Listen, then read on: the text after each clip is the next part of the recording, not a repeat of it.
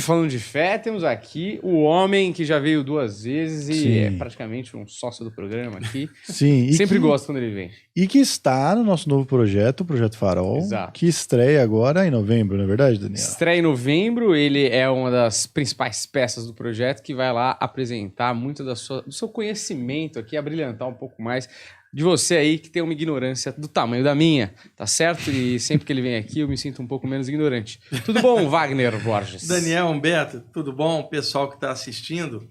Que legal esse projeto que a gente vai fazer e eu pretendo fazer mini palestras durante os programas, né? Maravilhoso. Projetando imagens, e aí vai ser legal pra caramba. Eu tô bem animado de fazer esse projeto com vocês. E hoje aí vamos bater um papo sobre o tema que vocês quiserem. Maravilhoso, ó, sempre lembrando aí que o Projeto Farol, ele vai entrar no ar ali dia 2 de novembro, tá?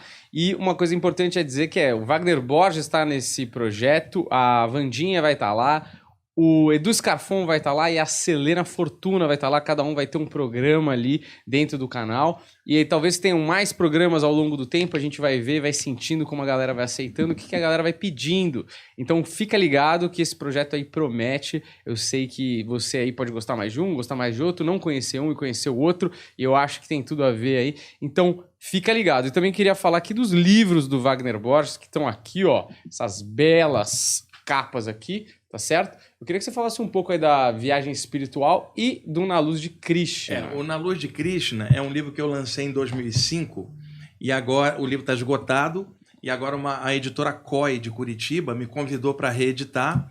Nós estamos duplicando o livro, ele estará com 200 páginas, a capa vai estar diferente. Agora em novembro vai ser relançado, eu estou revisando em cima. É um lançamento que me deixa muito contente. Vai falar do Krishna, aquela atmosfera mais hindu, mas numa releitura espiritualista bem aberta. O livro é muito bonito, Daniel. E eu compro aonde? Vai ter qualquer livraria de livrarias normais. Normal. Tá Isso. ótimo. E o Viagem Espiritual? O Viagem aqui? Espiritual, esse aí já teve várias edições, já está esgotando de novo. Ele tem 58 imagens coloridas das saídas do corpo. É o meu principal livro e já vai aí para a 6ª ou 7ª edição. Tem bastante imagens legais, é indicado para quem quer estudar experiências fora do corpo. E eu botei links para outros livros, para bibliografia, para o pessoal ter uma visão de conjunto, né? Não ficar preso numa abordagem só. Maravilhoso. Eu gosto que você tem uma... É melhor mostrar aquele outro lá antes que suba ali. E o Flama Espiritual ali, ó. Vou até tirar isso Espiritual. aqui para não puxar a atenção. O Flama Espiritual é um livro que eu fiz Capa com a dura. ajuda do Eberhard, que é um empresário amigo meu, que me ajudou. Ele nunca entrou em livraria, porque foi uma edição independente, e agora está esgotando, depois desses anos todos, né? E o livro é lindo, tem 20 imagens coloridas do Cláudio Gianfardoni. O livro tem saídas do corpo, vida após a morte, a parte celta. É um livro muito bonito, e ainda tem alguns exemplares lá no IPPB, que aí as pessoas podem pedir diretamente por lá. É só entrar pelo site ippb.org.br. Por lá que se compra.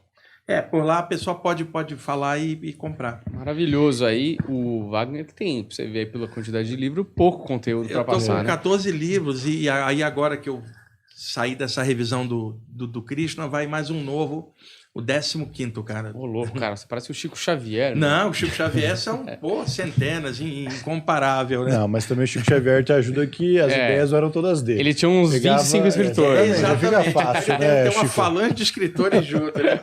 O Chico Xavier é admirável, né, cara? Qualquer pessoa lúcida que gosta de temas espirituais, independentemente de religião ou de área, gosta do Chico Xavier, que abriu fronteiras aqui na espiritualidade brasileira, dentro da área espírita, Sim. Naturalmente, numa época que ninguém tinha essa abertura, década de 20, 30, 40, esse cara enfrentou um meio difícil, numa época que não tinha internet, não tinha muita literatura desses temas, e aquela série Nosso Lar, nos seus vários segmentos, é muito bacana, porque dá vislumbres de uma vida após a morte, dentro da visão do espírito André Luiz, principalmente, que era uma visão de um cara que morava numa comunidade extrafísica em cima do Rio de Janeiro, que era Nosso Lar, e um alerta para quem estiver assistindo a gente, existem comunidades extrafísicas por sobre as comunidades humanas. Então, Humberto, você desencarna, está aqui em São Paulo.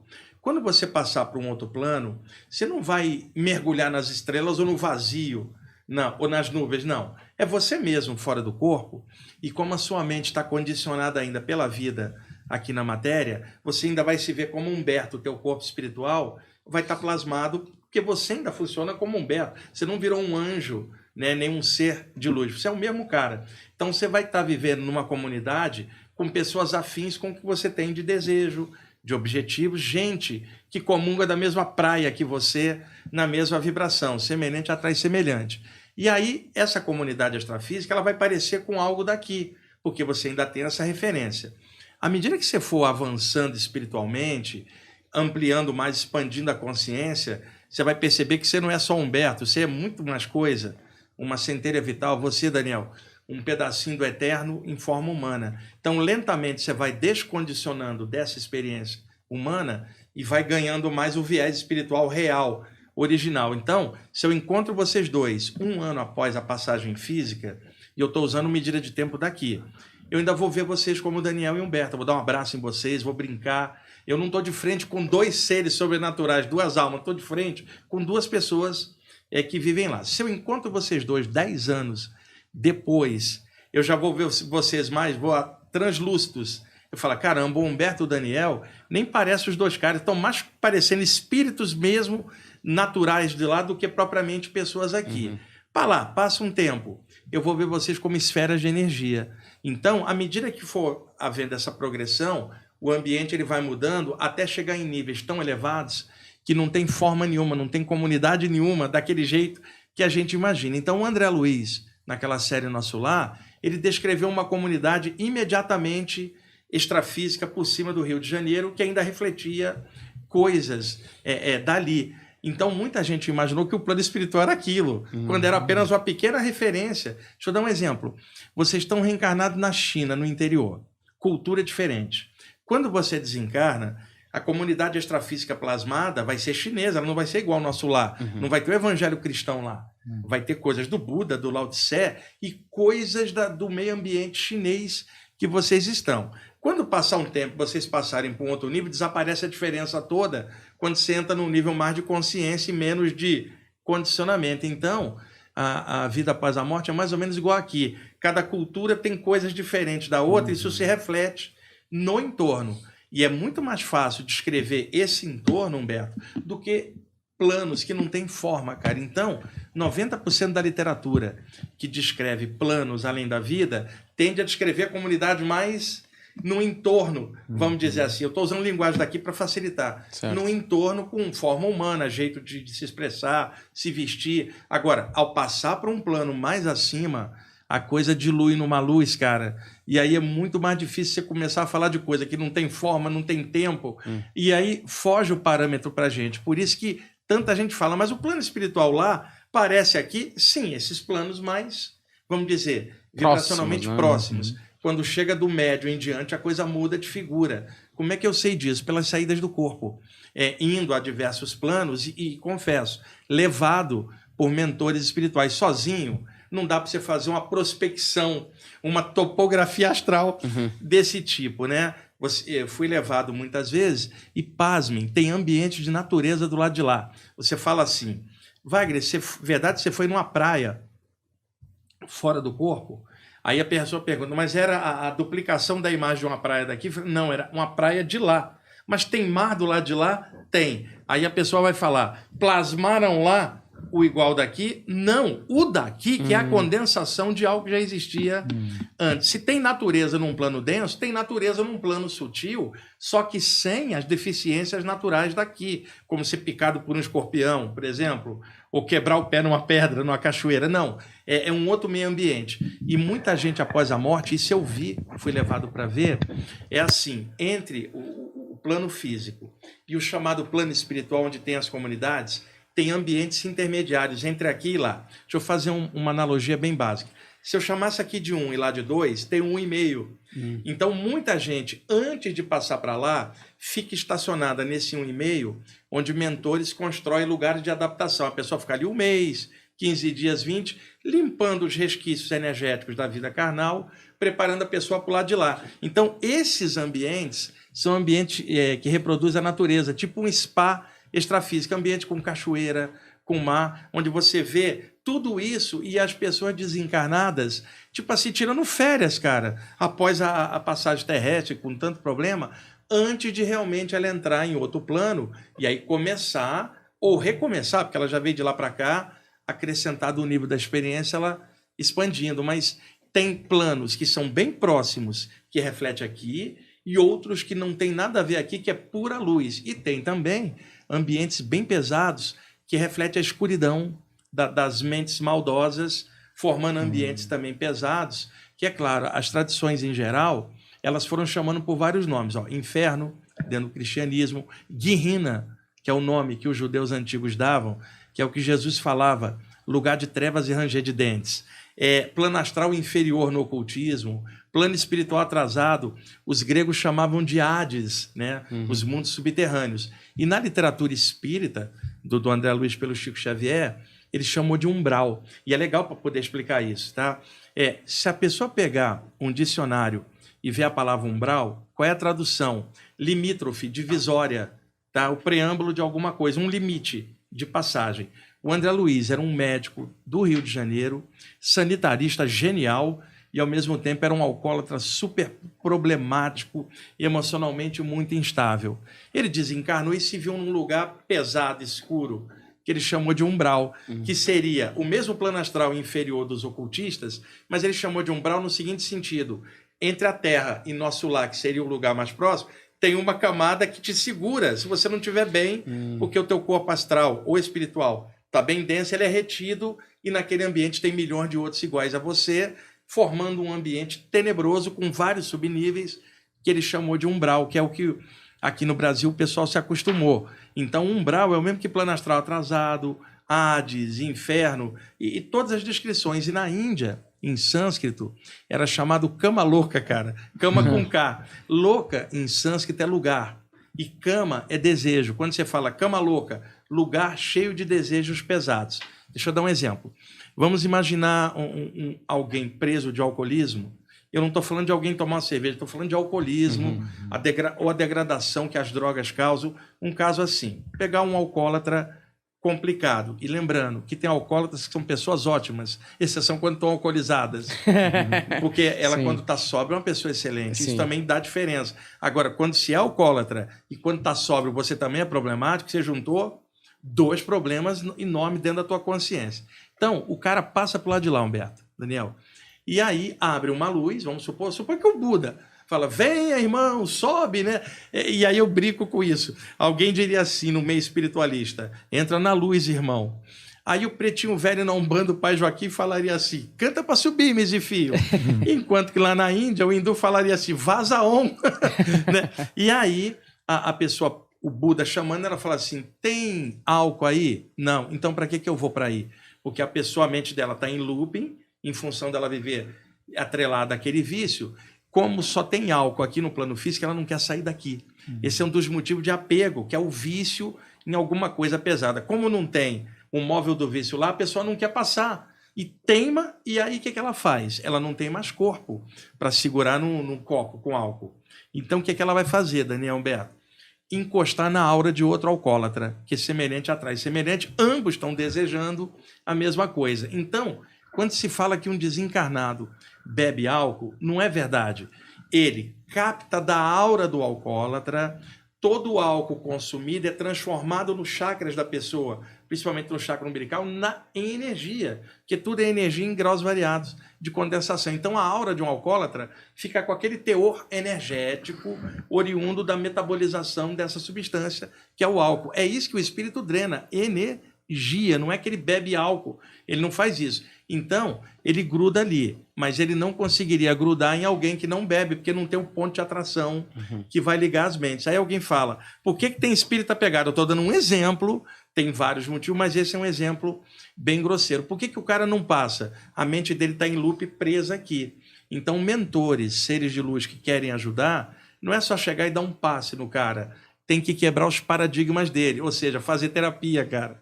Parece incrível, tem terapia do lado de lá, eles limpam energeticamente a pessoa, e agora vamos trabalhar o vácuo de dentro que te fez tentar preencher com álcool. Vamos ver lá na raiz, vamos trabalhar, cara. E aí tem grupos de mentores que tratam como psicólogos tratariam aqui, mas com os recursos extrafísicos de ver na mente da pessoa as formas mentais dela e lentamente vai recuperando.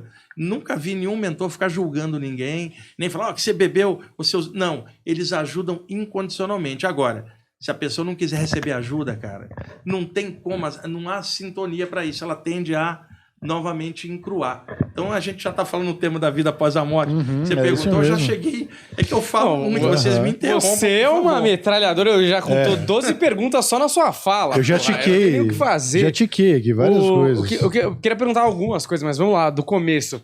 Eu acho muito interessante essa visão aí, que às vezes as pessoas realmente, eu me incluo nisso, falam, pô, o nosso lar, então, é o próximo estágio, vamos dizer assim. E no próprio filme, por exemplo, tem lá um momento que eu acho que a mãe do André Luiz, eu não sei se eu posso dizer assim, mas ela desce pra falar com ele, como se ela estivesse em outro lugar. Isso. Aí o que eu te pergunto é o seguinte, nessa visão, pelo menos, esse é um estágio, mas esse estágio, pelo menos pelo que eu entendi, aquela galera ainda deve voltar pra cá.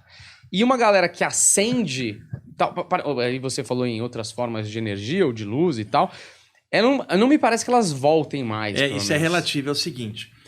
Pega uma leva de pessoas que está ali. Uma parte fica em condições normais, aí você vai ver, a partir da experiência que ela teve, somada com o que ela já era antes, né? Qual é o próximo passo? Uma eventual próxima vida daqui a um tempo, que vai variar de espírito para espírito, e outra, não só aqui, mas em outros lugares. O universo é enorme, cara. Tem zilhões de planetas semelhantes a nós, mais avançados e mais atrasados. Tem outras humanidades vivendo em outros lugares, mais ou menos no mesmo top nosso aqui, com alguma diferença, mas na média. Agora, vai chegar alguns que vão... A experiência adquirida dessa última é como se fosse o último estágio que ela precisaria para descer. Então, o caminho dela é ascensional para planos mais avançados, ou orbes mais avançados. Isso varia de pessoa para pessoa, de acordo. A maioria, ainda ligado a coisas daqui, tem a mente no sentido voltada para cá. Esses têm recurso para estudar também do lado de lá, para reverter isso e... Então, existem atividades de ensino, de estudo do lado de lá em relação a isso. Agora, no final, qual é a necessidade da pessoa? Uma nova experiência humana aqui ou em outro lugar, ou simplesmente a experiência humana para ela já deu o que tinha que dar depois de um monte de vidas e agora o caminho é ascensionar para outros planos, outros níveis, né? Vai variar. Mas, por exemplo, isso é uma parada individual de cada um ou é uma parada concreta? Tipo, não é uma coisa que ela se materializa através das ideias, é uma coisa que existe e o cara, ele entra em contato com isso quando ele morre. Porque, por exemplo, você tem um cara que ele, vamos supor, aqui no Brasil a maioria é cristão e espírita, mas vamos supor que tem aqui um árabe que mora aqui, então ele segue o islamismo. Quando ele morre, ele vai estar nesse ambiente cristão e espírita da maioria, mas é o que a mente atrair. Por isso que desde o Priscas Eras, o hermetismo, numa das leis herméticas clássicas, dizia: o semelhante atrai o semelhante pelo pensamento, que vai gerar uma média energética que te atrai próximo dali. Eu vou dar um exemplo bem grosseiro, tá? Todo mundo achava que, vamos dizer, plano espiritual avançado ao céu lá em cima e plano espiritual atrasado ou inferno embaixo, né? Então, imagina, 1 milhão de espíritos atrasados só pensando tranqueira. Eles são atraídos para um meio energético mais ou menos similar ao deles e as formas mentais deles se cristalizam no meio do ambiente, se somando, formando um ambiente médio trevoso, que é o somatório deles com todo o resto plasmado a partir do que a humanidade produz de pior, assim como inconsciente coletivo plasmado, negativo. Vamos colocar assim primeiro. Então ali é trevas. Aí se eu pego um plano avançado, 1 milhão de espíritos felizes, você vai ter um ambiente muito luminoso. O ambiente é assim e a mente deles é luminosa, então você está ali. Então você diria, aqui está iluminado, aqui está trevoso. Se eu descesse aqueles caras lá para cá e subisse esses aqui para lá, ali viraria treva, aqui viraria luz, não é em cima ou embaixo. São estados de consciência gerando meio ambientes extrafísicos, né, plasmados em relação ao meio do que aqueles espíritos são, pensam e agem. Então, no astral inferior, você vai encontrar mentes pesadas. Num lugar médio, você vai encontrar mentes médias, num nível. E num lugar avançado, mentes avançadas. Então, por isso que Desde o passado, na área do ocultismo e da teosofia, se falava, por exemplo, de um plano astral atrasado, um plano astral médio, um plano astral avançado, um plano mental, e iam escalonando subplanos dentro de cada plano pela variação. Você tem um árabe que mora aqui no Brasil, tá?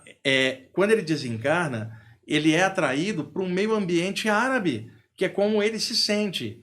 Tá? A mesma coisa um cristão que estivesse na África, por exemplo, a mesma coisa. Tá? Agora, e alguém que tem a mente universalista?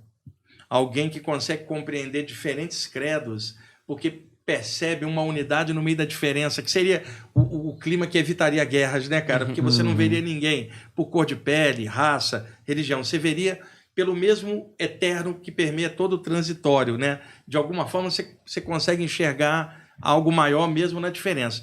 Nesse caso, isso já é um avanço, cara, porque essa pessoa consegue perceber os outros e compreender sem estar preso numa caixinha cultural ou religiosa. A mente dela já está assim. Quando ela desencarnar, ela não vai ficar nesse nicho aqui, ali a tendência dela é também buscar algo maior. E esses são os espíritos mais avançados que eu encontro nas saídas, seres humanos desencarnados com uma mente maravilhosa que já aqui embaixo faziam coisas legais. A gente pode pegar alguns humanos, nem vou pegar mestres como Buda, Krishna ou Jesus. Gandhi, Martin Luther King, grandes homens e mulheres também que já tinham essa visão aqui. Quando eles desencarnam, a visão deles é macro, não vai ficar dentro do micro cultural de uma comunidade. Então, um dos maiores avanços que uma pessoa pode ter quando está encarnada é expandir a consciência dentro da diferença, ela achar a unidade que é o equilíbrio dela para conviver com tudo, cara, em ponto de equilíbrio. A evolução chama a gente para o equilíbrio. E eu fiquei pensando outro dia, Humberto, a Terra tem tanta forma de vida diferente, cara. Você tem uma baleia que é um cetáceo, que é diferente de um batráquio, que é um sapo, totalmente diferente. Aí você pega um símil, um macaquinho, totalmente diferente de um aracnídeo, como uma aranha, por exemplo. Então, num planeta igual ao nosso, você tem milhares de formas de vida diferentes. Nosso planeta é desse tamanho, Daniel. Extrapola isso para o infinito do universo. Se num planetinha só tem tanta diferença, ampliando isso para o infinito, o universo é só diferença. Não vai ter nada tão igual quanto a gente espera quando a mente está fechada. Então, alguém encarnado que já tiver uma mente dessa, já é alguém que está mostrando uma qualidade de compreensão maior em relação às diferenças, em geral. E isso já é um avanço. Quando ela passar para lá, a mente dela já está mais alargada, naturalmente. Então, um dos pontos mais legais que a espiritualidade mostra é: abre a mente, segue a linha que você quiser, honre aquela linha, é o que você respeita, mas entenda, culturas diferentes produzem valores diferentes e, de repente, do outro lado do planeta, tem uma outra cultura com valores diferentes, mas que chega no mesmo ponto que atua por vias diferentes. Então, não briga com o outro. Você pode não concordar com a maneira que o outro leva as coisas, mas você vai compreender se a sua mente estiver aberta. E aí é que eu não consigo entender religiosos e até mesmo estudantes espirituais totalmente radicais e trancados numa caixinha e condenando todo o resto de fora. Isso não é espiritualidade, isso é radicalismo da mente humana. Espiritualmente, a gente vê gente radical assim no astral inferior, porque a pessoa, mente fechada, ela não compreende a diferença. Se ela não compreende a diferença, ela não respeita o próximo. Se ela não respeita, ela esmaga, ela bate, ela liquida. Quando a compreensão vai fazer você interagir, integrar, inclusividade, você usou um termo da outra vez, complementaridade, cara. Isso não significa não ter personalidade ou não ter uma linha. Você tem tua opinião, você tem uma linha que você gosta, mas você sabe que conviver com as diferenças é uma das formas de aprendizado da gente aqui. Isso se reflete do lado de lá também. Só por curiosidade, sem querer te encher muito o saco com essa pergunta, que é mais ou menos parecido, mas o cara na Suécia que é ateu, quem chama ele? É Darwin ou não? Não, aí é que tá. Vamos dar um exemplo. Eu conheci pessoas que eram ateias aqui, mas eram mentes muito boas. E eu sempre falo, mais vale um materialista que faz o bem do que um estudante espiritual que não faz nada. Né? E um exemplo que eu também dou. Você pega, hoje à noite, está frio aqui em São Paulo, um grupo de pessoas que são materialistas e céticas saem para distribuir alimentos para pessoas carentes na rua. A atmosfera em torno dessas pessoas de caridade é enorme, mesmo que elas não acreditem nisso. E há espíritos bondosos ajudando, mesmo que eles não entendam isso. Ali eles estão mostrando uma espiritualização. que eles nem mesmo acreditam. E aí você pega um estudante espiritual que não faz nada, fica só condenando os outros ou criticando tudo e todos e que não faz nada. Aquele materialista desencarna está melhor do que esse estudante espiritual cheio de conceitos só teórico na mente. Agora, para onde esse pessoal vai? Se a atitude é o que conta, não é o que você acredita, mas o que você é, eles estão mais avançados já na matéria. Quando passa para o lado de lá, como são pessoas de mente aberta, o primeiro clique que dá é a mudança de paradigma, porque a bondade já tinha, e essa pessoa é atraída por uma comunidade de gente, mente aberta e bondosa, que não segue linha nenhuma. Agora, o problema é o materialista ou cético de mente radical. Esse vai passar para o lado de lá e falar assim, nada existe, tem algo errado aqui, ele vai clicar com as coisas. Então, o lance não é se o cara é ateu ou não, é qual é o caráter dele. Uma pessoa pode ser ateia, mas diante de uma possibilidade que ela viu que está errada, ela muda de opinião na hora, porque ela viu o correto, por lógica. Ela muda. Então, o cara pode ser o maior materialista daqui. Passou para o lado de lá, viu que o universo é maior que a mente dele, ele se abre. Agora, se ele for radical, ele se tranca e fica contra a imensidão. Então, o lance não é se o cara é materialista ou espiritualista. É se a consciência dele está equilibrada ou não.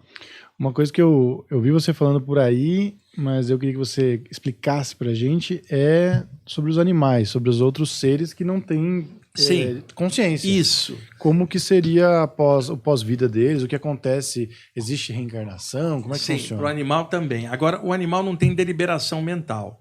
Então, aqui na Terra, como que se faz para organizar algo que ajude na evolução animal? Você monta comunidades, monta grupos e cuida, são cuidadores de animais ou defensores da causa animal, fazendo o melhor possível, porque eles mesmos não têm mente para poder fazer isso. Espiritualmente, você tem comunidade de pessoas que gostam de animais e cuidam da evolução deles, assim como um irmão mais velho cuida do irmão bebezinho, que ainda não sabe de nada. Então, a evolução dos animais não está exatamente na deliberação mental que eles ainda não têm, mas num projeto maior que consciências maiores fazem para cuidar da evolução destes animais. Então, o que eu vou falar aqui, eu não posso provar, mas desde a antiguidade no Oriente já se falava nisso, que inicialmente um grupo de animais pode ser uma alma-grupo, todos ser uma mente só. E à medida que eles vão evoluindo, quando chega no estágio do mamífero, adquire uma identidade. Deixa eu dar um exemplo. Você olha para um formigueiro, você consegue separar uma formiga da outra ou parece tudo igual? Tudo igual. E uma colmeia? Parece claramente uma consciência coletiva. Agora, você tem uma cadela. Ela teve 5 cães, cara. Um é tímido, o outro é abusado. Eles têm personalidades diferentes. Você vê claramente que lá da abelha e da formiga até chegar no animal, houve uma certa evolução e identificação. Então, eu nunca vi uma abelha desencarnada, mas eu já vi animais mamíferos desencarnados, naturalmente, porque já tinha um corpo espiritual definido pela própria, vamos dizer, personalização daquele princípio, tá? Então, existe uma evolução no reino animal. Isso é óbvio, espiritualmente olhando, porque senão a abelha vai ser abelha a eternidade inteira, isso não teria a menor lógica. Se a gente falar de evolução, num sentido sempre vir a ser, expandir, e no infinito não dá para imaginar você ficar de um jeito só, diante, não tem menor lógica com leis maiores da natureza, né? Então, no mamífero, o mamífero desencarna e você vê claramente ele extrafisicamente. Então, na natureza, na selva, essa reencarnação é muito rápida, porque ainda é muito primitivo. Desencarna para ser pivapt, é meio que automático. Aí há uma diferença, o Daniel e o Humberto. Essa diferença no mamífero, eu vou explicar como é que eu descobri isso, tá? Eu já contei essa história milhares de vezes, mas é uma história tão linda. O meu cachorro, Urama, que é um Yorkshire grande, médio, ele tem 13 anos, dorme comigo. Quando ele tinha mais ou menos uns 3 meses, quando ele veio ficar comigo, eu pensei, poxa, eu vou dar ele para alguém, que eu viajo muito, poxa, eu moro sozinho, né? Como é que eu vou cuidar desse bichinho? Aí ele dormiu a primeira noite comigo, falei, amanhã eu vou procurar algum amigo, que ele é tão bonitinho. Mas essa noite já era, cara, ele dormiu colado comigo e já era. Aí eu comecei a ter uma visão diferente. Eu, quando era adolescente, eu tinha um gato chamado Ernesto, e esse gato saía do corpo. Mas eu nunca tinha tido um cachorro. Então, começou a ser um aprendizado para mim. Quando eu viajava, deixava com alguns amigos que cuidavam para mim, e fui me acostumando e ele comigo. Tá, voltando um pouquinho para dar uma lógica. Quando eu tinha 16 anos, tinha um gato chamado Ernesto, ele dormia no sofá da sala. Então, ele do lado do sofá tinha uma mesa, na virada da sala para o quarto tinha uma geladeira na passagem, uma geladeira extra. Ele então dormia ali, pulava no braço do sofá, pulava na mesa e pulava na geladeira, e minha mãe abriu um buraco por cima para ele sair para a noitada, porque gato quer sair, né? E esse gato aprontava, pegava as gatas, detalhe, comia carne, comia peixe, comia de tudo. Tá. Eu às vezes deitava no sofá da sala, porque eu acordava muito cedo para trabalhar. Eu trabalhava de dia no escritório do Rio, fazia o 2º grau à noite. Então, às vezes, eu deitava no sofá da sala, de madrugada o Ernesto pulava em cima de mim para me tirar do lugar dele. E você sabe, adolescente como é marrento, né? Eu dava uma cotovelada, sai, cara! E ele, aí o que ele fazia? Pulava na quina do sofá, na mesa e deitava em cima da geladeira. Então, eu deitado aqui, eu enxergava o gato dormindo em cima da geladeira. Uma noite eu estou deitado de bruços, eu tinha 16 anos, há 1 ano que eu estava experimentando saídas do corpo e ainda estava tentando entender, não tinha ninguém para conversar, eu estava lendo os primeiros livros para tentar entender aquilo. Eu acordo virado de barriga para baixo, totalmente paralisado. Não conseguia me mexer, aquela paralisia do sono que eu já estava acostumado, relaxei, nessa hora não se mexa, fica tranquilo. Comecei a sair pelas costas, alguns centímetros por sobre o corpo, espiritualmente falando. Daqui de cima eu já via a nuca do meu corpo virado para baixo. Algo salta nas minhas costas, mesmo. Eu tomei um susto, falei, é um espírito. Eu tinha 16 anos, cara. Quando eu ganho altura e olho para baixo, o gato estava fora do corpo, era uma duplicata exata dele, no ar. Ele era um gato branco, tinha uma aura fosforescente em volta dele. Eu olhei para cima, o corpo dele estava deitado em cima da geladeira, cara. O gato estava fora do corpo projetado. A mesma consciência de um gato me olhando, deu aquele salto ágil de um gato, encaixou no corpo em cima, deu aquele tranquinho e abriu os olhos. Para minha surpresa, ele virou e me viu, ele tinha clarividência, que eu estava fora do corpo, ele estava me vendo. Naquele dia, uma pessoa bem religiosa tinha me dito que para sair do corpo você tinha que ser médium ou altamente evangelizado ou iniciado. Eu comecei a rir, falei, esse gato não é médium, não lê o evangelho, não é iniciado em nada. Ele está fora do corpo pela propriedade que ele é um princípio espiritual encaixado, uma hora ele desencaixa, isso é natural e está mal explicado. Então eu já tinha essa experiência. Quando o Urama veio morar comigo, ele já estava com 6 meses com ele, eu estou virado para a parede do quarto, ao lado de cá está a porta, está o armário do quarto, ele colado comigo aqui, deitado do lado, quando entra um ser espiritual no quarto. Eu estou virado para cá, eu via ele mentalmente. Nessa hora, a pessoa comete um erro danado. Para você enxergar algo, tem que haver fótons, partículas luminosas, que incidem no objeto e reflete essas partículas. Seus olhos captam os impulsos luminosos, você decodifica aquilo e fala, estou vendo. Então, para ver um objeto, ele tem que rebater luz. Um ser extrafísico não rebate luz, porque a luz o atravessa, ele está em outro plano. Então, você não vai ver ele com os olhos abertos, porque ele não rebate luz. Agora, tem clarividente que também vê de olhos abertos, mas ele está vendo pelo chakra frontal, não é pelo olhar. Apenas concomitante, os olhos estão vendo aqui e o frontal está vendo. Só que o clarividente, sem informação, ele vai dizer que está vendo com os olhos. E não está vendo com os olhos, porque aquilo não rebate luz. Então, na hora, se eu viro para ver quem é, eu não vou ver nada. Então, qual é o segredo? Não se vire, mentalmente tenta perceber. Foi o que eu fiz. Esse ser tinha 1,40 m, 1,5 m no máximo, encostou na beirada da cama, eu estou virado de costas para ele. Era um ser vestido com um manto azul, um cajado na mão, com um cristal na ponta, cara, e um capuz azulado. Ele fez assim com o capuz. Aí a surpresa, cara. O rosto dele, plasmado naturalmente, era um mix de rosto humano plasmado com Yorkshire, tipo um mini lobisomem, que não é lobisomem, é um visual que eu tô... com a cara simpática, como se fosse um mix humano e Yorkshire, me olhando consciente. E aí, telepaticamente, ele se comunicou comigo, cara. Mas não havia uma comunicação igual a nossa. Você fala assim, eu estou conversando com o Daniel, articulando mentalmente as palavras, ou em bloco.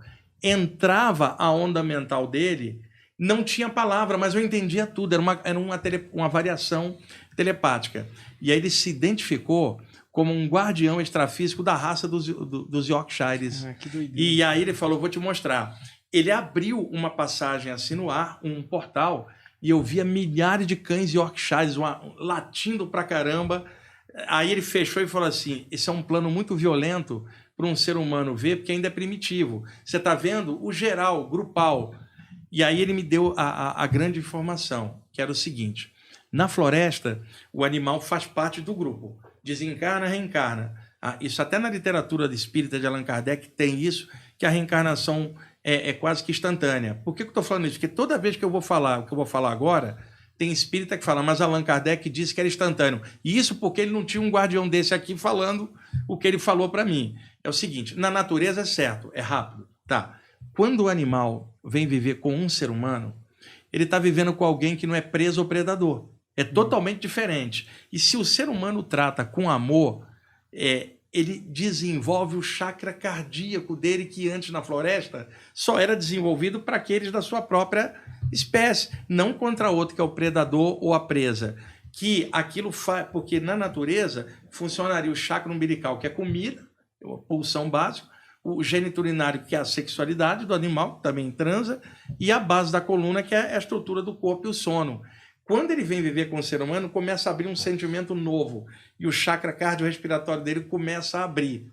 Ele vive com o ser humano. E o ser humano que trata ele bem também desenvolve o seu na relação com aquela criaturinha que já não é mais um bicho, é seu filho, cara. Né? E aí, quando ele desencarna e passa para o outro plano, ele tem que ter gente perto. Já não estava na natureza mais. Deu um upgrade, porque o chakra cardíaco, aí precisa de cuidadores deles do lado de lá e ambientes preparados para a evolução do mamífero, agora que individualizou de uma tal forma, porque ele conviveu com pessoas. Então, o processo dele vai levar um tempo diferente do lado de lá, diferente na floresta, onde aquilo seria meio que quase que instantâneo. Por isso tem cuidadores de animais do lado de lá, e eu só posso falar de cães e gatos, porque próximos. Eu não tenho como falar, por exemplo, de um elefante. Na Índia, tem lares que tem um elefante no quintal. O cara trata o elefante igual de trata o cão ou o gato aqui. Então, o cavalo também tem cavalos que hoje participam de tratamentos com crianças especiais. Tem um sentimento enorme. São animais diferentes de uma abelha. Um golfinho não é um lambari. Sabe? Um golfinho é quase um humano, né? Praticamente. Então, tem ambientes do lado de lá de seres humanos desencarnados que cuidam dessa evolução deles, assim como tem seres muito maiores que a gente não percebe, que cuidam da humanidade e a gente também não percebe. Então, eu aprendi isso com esse ser, e ele me disse uma coisa também importantíssima. Os nossos chakras estão ligados às raízes na coluna vertebral, abrindo bocas para frente e para trás. O da base conecta a gente com a Terra, e o do topo da cabeça conecta a gente com o espaço infinito, a expansão da consciência. O animal, exceção do macaco, que agora está ficando já quase na vertical, os animais têm os chakras na sua coluna na horizontal, e diferente do ser humano, que tem na vertical e com uma abertura para o infinito, que eles ainda não têm, porque ainda estão num processo evolutivo diferente do nosso. Então, como os chakras deles estão no horizontal, as bocas deles percebem a energia da natureza. Por isso eles preveem terremoto antes, tempestade por instinto, e se afasta. Eles estão ligados na energia planetária. O ser humano também está, pela base da coluna, mas ele também está ligado ao plano das ideias, que o animal ainda não tem. Quando eu falo ideias, no nível humano, porque um animal tem a percepção dele. Agora, vamos ser claros, o animal não vai fazer um poema. O animal não vai fazer uma canção, não vai montar um stand-up do Humberto. Tá? E o animal está dentro do instinto dele. O ser humano tem instinto, mas tem o poder da consciência de transformação. O cachorro vai ser cachorro a vida inteira, cara, com o jeito que o cachorro tem, podendo ser educado. O ser humano, ele pode mudar paradigmas e mudar a vida inteira e sair do padrão. Então, o animal, ele evolui quando está perto da gente. Agora, quem maltrata o animal não está contribuindo para isso e está atrapalhando o processo. Por isso, além da morte, os animais vivem, e aí eu não tenho como dizer para as pessoas como é que é um boi desencarnado, sabe? Como é que é uma pantera na floresta, porque eu estou falando de animais domésticos, que foi o que eu pude observar. Na natureza de outro jeito, eu não sei como é que é a aura de um matadouro, que é claro, não pode ser boa com todo aquele sangue do animal rolando, mas são condições diferentes. Eu acho que por essa aberturinha do doméstico, dá para imaginar outras coisas, né? E eu faço esse alerta porque tem gente tão fanática pela questão animal que se torna muito radical e chata. Por exemplo, eu conheço gente que adora o animal e detesta o ser humano. Isso aí é uma inversão de valores. Você tem que compreender tudo. E tem ser humano pilantra que maltrata o animal. Eu também não gosto. Mas eu não vou chegar e exterminar o cara ou ficar... Que aí já é chatice da minha parte. Não. A gente vai cuidar do humano e do animal dentro da medida que a tua consciência for expandindo. Então, porque a gente está falando de animais domésticos, que é onde eu posso passar informação. E chega alguém e fala... E o urso polar não tem a menor ideia, cacete. Nunca nem viu. Porque as pessoas elas vão radicalizar. Por exemplo, eu tenho um amigo que tinha um blog sobre cães. E ele é cachorreiro, como se chama. Saía às noites para resgatar cachorro perdido na rua, descobrir um abrigo. Um cara fantástico. Durante o dia trabalhava à noite. A mulher dele reclamava: você dá mais atenção para os animais de rua do que para mim. Mas ela compreendia. Pessoas que gostam de animal começaram a incomodar meu amigo no blog dele. Por que você só fala de cachorro? Por que você não está vendo as baleias e tal? O boto da Amazônia. Veja, o cara trabalha durante o dia, tira o tempo dele para cuidar dos cachorros, e o outro que está ali na internet não faz nada criticando. Ele fechou o blog.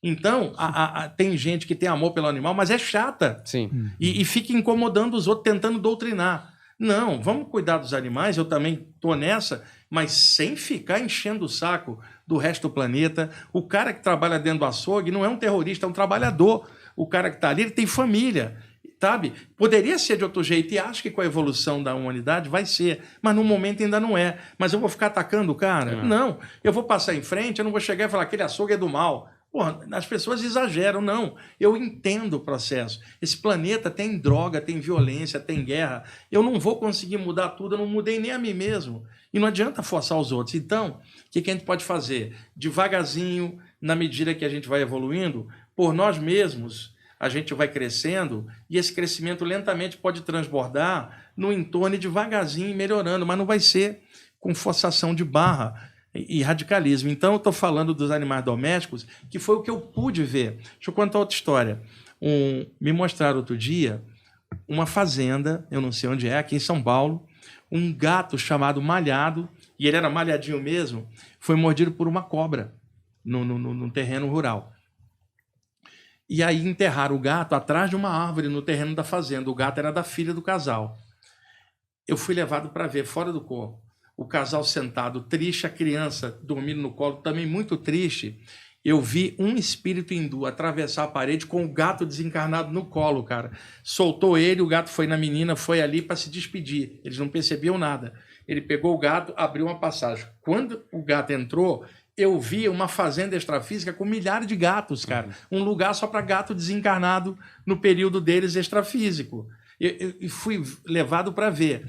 De outra feita, fui levado num consultório veterinário, onde o veterinário tinha sacrificado um cão, um pastor alemão, cara, já de idade. E aí eu cheguei, fora eu fui levado por uma presença, também era um casal com um menino, o casal chorando e o menino vendo já ali o cadáver do bichinho, ele chorando. E eu despertei fora do corpo assim, olhando.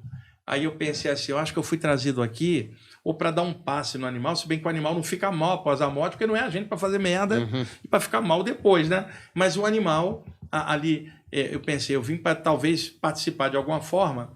Aquele ser de luz que estava junto comigo, que eu não via, só sentia a presença, mentalmente ele falou assim: eu não trouxe para você aplicar energia no animal, que já está no mundo espiritual, eu trouxe para você aplicar na família. Porque a família que precisa, o animal não fica mal. Já está no lugar que ele tem que estar. Eu trouxe você dar um passe invisivelmente na família para minimizar a tristeza. Né? Eu sempre fui levado para atender os humanos, não os animais. E eu digo, o animal não fica mal após a morte. O animal, se mordeu alguém, foi extinto, não foi igual a gente ferrando alguém. O animal não tem mente para ter autoculpa, cara, e ficar, eu mordi aquela pessoa, peguei aquela cadela ali, sabe? Não tem isso, cara. O gato falando, poxa, eu comi um bife e peguei a gata ali.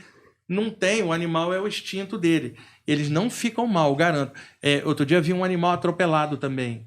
Tem um espírito que aparece para mim, inclusive, nesses dias agora, foi dia de São Francisco de Assis, patrono dos animais. E ele é considerado assim patrono porque ele lidava com a natureza e tal. Então tem um espírito que aparece para mim, ele é da falange de Francisco de Assis. Assim ele se identifica, é um padre desencarnado, um homem lindo, bom, generoso. Ele sempre aparece com 2 cães desencarnados. assim, cada vez são 2 cães diferentes. E uma noite eu acordei, tinha um cão dele do lado da minha cama, assim, me olhando, eu sabia que era dele, né? E ele dá assistência para o animal após a morte, não que o animal fique mal, mas ele solta energeticamente e passa para lado de lá. Ele trouxe outro dia um cãozinho que foi atropelado, cara. O corpo astral duplicava a forma, foi daqui para baixo tudo esmagado. E o bichinho assim, ó. Sabe? Ele não tinha... E aí eu vi ele dar um passo e remodelar a forma do bichinho e passar ele num portal de luz. Então, o animal pode sofrer impactos. E outra, na floresta ele sofreria impacto do predador. Mas assim que passa, a dor some, não tem aquele condicionamento humano de ficar com a coisa da doença ou da morte na mente. Eu garanto, não ficam mal. Isso é bom falar, porque ajuda pessoas que perderam os seus filhinhos, vamos chamar assim, e que ficam devastadas, cara. Eu recebo muita mensagem lá na Rádio Mundial ou lá no meu Instagram de gente, eu perdi meu bichinho, tô desolada, você tem algo para me dizer? O que eu vou dizer para a pessoa? Cara, quem tem um bichinho de estimação, entenda, o tempo deles é menor que o nosso. Isso é da natureza, não é punição. Tipo, meu bichinho tinha 15 anos, Deus levou. Deus não levou, isso é o tempo dele, que é um bicho com longevidade, arranja uma tartaruga, né? Tem um tubarão aí que vive, sei lá, centenas de anos e pega para cuidar. Um animal mamífero vai ter um tempo mais curto. Então tem um ditado que diz assim, com o bichinho você vai ter um dia muito feliz e vários dias felizes, mas vai ter um dia de tristeza, que é o momento da partida dele. A pessoa precisa aceitar isso. Eu não estou falando de doutrina nenhuma, estou falando da aceitação humana de um evento da natureza, que é a partida do seu filhinho de 4 patas. E outra, o cara pode ter, sei lá, uma cobra em casa de estimação. Ele tem tanto amor por ela quanto eu tenho pelo meu cachorro. Não vou ficar eu comparando, o meu cachorro dele é uma cobra. Não, amor é amor. E aí eu entendo quando a pessoa perde a devastação que fica. Quando o meu foi embora, eu vou sentir falta. Mas eu sei que não está morto, eu vou sentir falta da presença, mas não vou ficar de luto ou chorando, porque eu sei que o cara não está morto. E outra, a evolução dele continua, ele não é meu, ele é da natureza, estava por um tempo de vida comigo e eu aceito isso. E outra, e por que eu aceito? Tratei dele o melhor possível, fiz uma relação feliz, que eu já sabia que era menor de tempo do que uma relação humana. E até isso é relativo, porque eu posso ir antes do meu cachorro. Qualquer um pode ir, mas a tendência é eles irem antes. E a pessoa fica tão devastada, cara, que ela não quer ter outro com medo de passar pela dor de novo. Outros, pelo contrário, querem pegar outro para compensar a perda do anterior. Não foi por amor, foi por compensação. Outras pessoas perguntam, o meu bichinho pode voltar e reencarnar num próximo daqui a um ano? Pode, mas qual é a necessidade disso? É dele ou é tua de querer ele de volta? E outra, ele nunca foi seu, a natureza te emprestou por um tempo. Ele passou, deixa quem decide a evolução dele, dá o próximo passo dele, é voltar para você como um outro bichinho um ano à frente, ou é ficar bem com um outro ser humano também bacana igual você, num outro lugar da galáxia. Então, precisa ter mente aberta. Como é que eu descobri isso, Humberto Daniel? Lá na Rádio Mundial, eu escrevi um texto, e li o texto no ar, e falava assim, dedica esse texto para todo mundo que perdeu um ente querido. Para ajudar, levantar o astral da pessoa. Minha preocupação não é com quem passou, é com quem ficou. Porque do lado de lá tem estrutura para o cara melhorar, o problema é aqui. Aí eu recebia, na época, década de 90, cartas. Wagner, perdi meu ente querido, mas não é humano, era meu cachorro, era o meu gato, eu estou devastado, morava só eu e ele.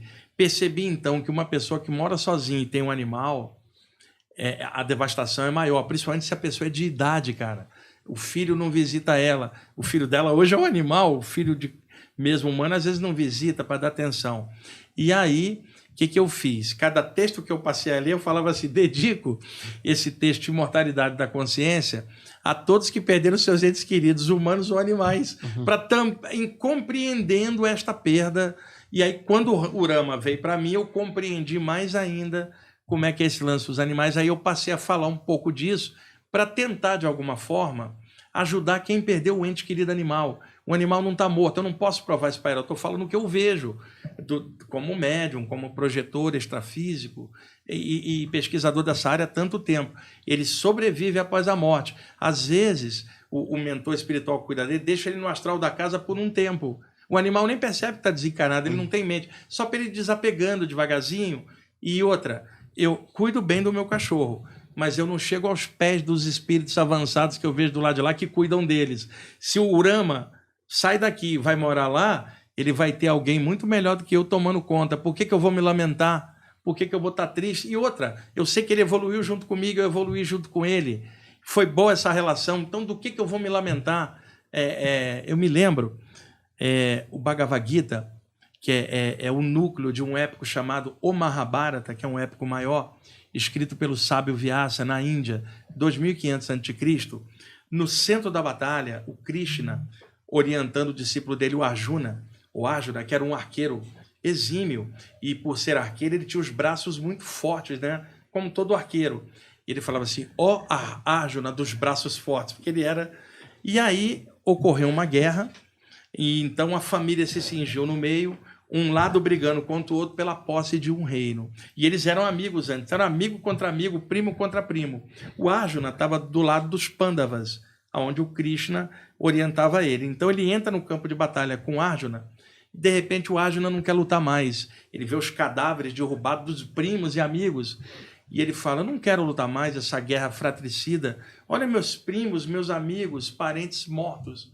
Eu me recuso a matar, eu prefiro morrer e senta no chão, cara, esperando alguém dar uma bordoada nele e liquidar a fatura. O Krishna vem, o Bhagavad Gita não fala isso. O Bhagavad Gita diria, Krishna vem e ergue o seu discípulo. Eu diria, Krishna vem, pegou o sujeito pelo colar e falou, só moleque, mano, pô, levanta aí e luta, cara. Né? Aí o Arjuna fala, por que eu devo lutar? Aí o Krishna fala, porque quando o bem não se apresenta, o mal toma conta. Se o outro lado ganhar a batalha, a ditadura vai imperar no reino, o terror. Então, se apresente para que isso não aconteça. Luta. Mas por que eu devo lutar? Porque a missão do professor é ensinar, do médico a curar, do guerreiro a lutar. Vai lá e luta porque você é necessário, para que o mal não ganhe essa batalha e você se apresente. E outra, não lute por você com teu ego, lute por mim. Tudo que você fizer, que não seja você, que seja o céu em você, que aí você já não vai lutar por você, e sim por um objetivo, e não pelo teu ego. Vai lá e luta. Aí o Arjuna levanta ainda meio atordoado, que vamos falar claro, ele broxou no meio da batalha e não queria mais. E ele fala, e olha aí os cadáveres dos meus amigos. Aí o Krishna falou assim, você está errado, ninguém morre. Todos os que aqui saíram, estão vivos no mundo espiritual, retornarão em outras formas, sairão, entrarão. E aí aquela frase incrível, o espírito não nasce nem morre, ele só entra e sai dos corpos perecíveis. Nenhum fogo pode queimá-lo, nenhuma água pode molhá-lo, que arma pode perfurar o eterno? Arjuna, levanta e luta, não tem ninguém morto aqui. Então, eu me lembrando, e ele falava, não se lamente, Arjuna, não se lamente. E eu gostaria de dizer para quem está assistindo a gente, na perda do animal, não se lamente. Eles estão vivos em outro plano. Uma coisa que eu queria te perguntar, que já que foi essa última parte final do Eterno, eu vou te perguntar um negócio que talvez não tenha resposta, tá? Mas que, se alguém nessa sala que tem alguma mais próximo de chegar, pelo menos é você. Você tá de sacanagem. Cara, o que tem de coisa sem resposta e outra, né? A gente não sabe um monte de coisa. Por exemplo, a gente sempre fala daqui pra frente, né? Do futuro, vamos dizer assim, da alma em termos de pós-vida ou depois de lá, o que acontece. Mas eu nunca vi ninguém falando, por exemplo, do momento zero da alma.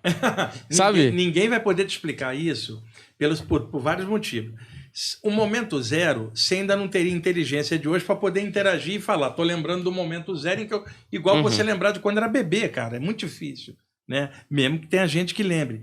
Então, esse momento zero, sendo a gente ainda, quer dizer, novo na praça, vamos dizer assim, você não tem nem memória disso, porque a tua mente não processava ainda a informação como hoje. Segundo, a noção de tempo é relativa. Momento zero, momento 1 milhão, isso diante da eternidade nem se aplica, né? A gente está usando uma medida de tempo daqui. Então, eu até contei isso outra vez. Eu perguntei a um espírito como é que Deus tinha criado tudo. Um mentor espiritual. Ele riu e falou assim, nós também estamos tentando saber. Eu falei, não é possível, alguém tem que saber. Ele falou assim, olha, tem seres espirituais tão evoluídos que não têm forma, são pura luz. Eles estão além do tempo e do espaço. Eles sabem isto. Eu falei, pode perguntar para um deles, depois você me falar, eu até escrevo um texto, né? Brinquei com ele, ele falou assim, nós já perguntamos. Tá, e qual foi a resposta? Ele riu e falou assim, a resposta era tão complexa que nós não entendemos nada. Eu falei, não é possível, né? Alguém tem que saber. Ele falou assim, só tem uma coisa, que é o que a gente está fazendo aqui no estágio que a gente está. Um dia nós nos tornaremos iguais a eles e assim saberemos. Mas para chegar até lá nós vamos ter que crescer. Então qual é a única resposta? Tornar-se grande como eles e assim entender. Para isso nós vamos ter que crescer. Então eu vou te dar o conselho que a gente dá para a gente. Volta para o teu corpo e cresce. Um dia você vai saber a resposta por expansão. Por enquanto, dentro do pequenininho, descobre quem você é, que essa pergunta é mais importante. Quem sou eu? Pergunte isso, é mais importante do que quem é o todo, por exemplo. Mas, por exemplo, para essa resposta eu já consigo saber que em algum momento a minha alma... Porque assim, o eterno, quando eu penso, pelo menos, é que se tudo é eterno, por exemplo, se todas as almas são eternas, eu sempre existi. Exatamente. Você não nasceu ou morreu, você entra e sai.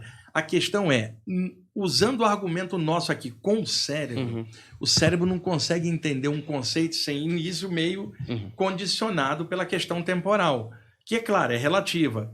Num nível em que a consciência estiver maior, essa relatividade talvez seja compreendida com mais consciência expandida.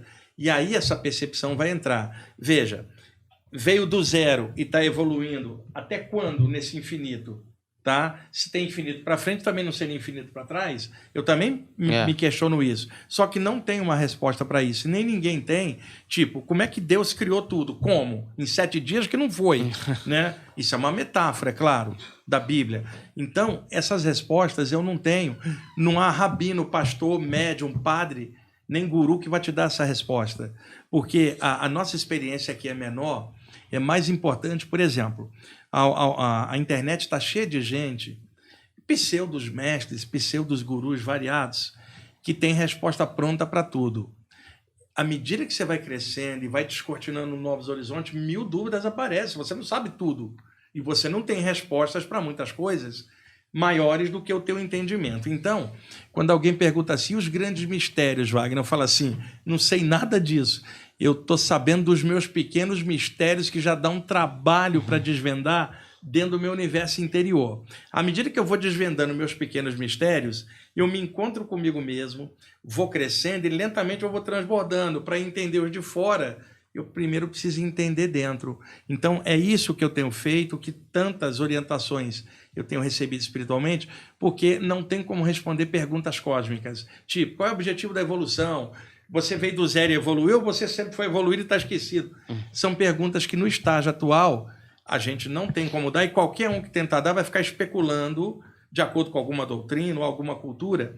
O mais importante na experiência humana é o autoconhecimento, assim, o universo interno, a gente se conhecer. Estava conversando com o Humberto aqui sobre ego, aqui, que todo mundo tem ego, porque sendo humano, isso é absolutamente natural. Que todo mundo fica querendo também, quebra o seu ego. Tá, mas peraí, não é o teu ego me dizendo isso também, cacete? Né? O teu ego é maior, menor? Tudo é o ego olhando, então não tem como tirar ego. Então vamos transformar o ego em algo legal.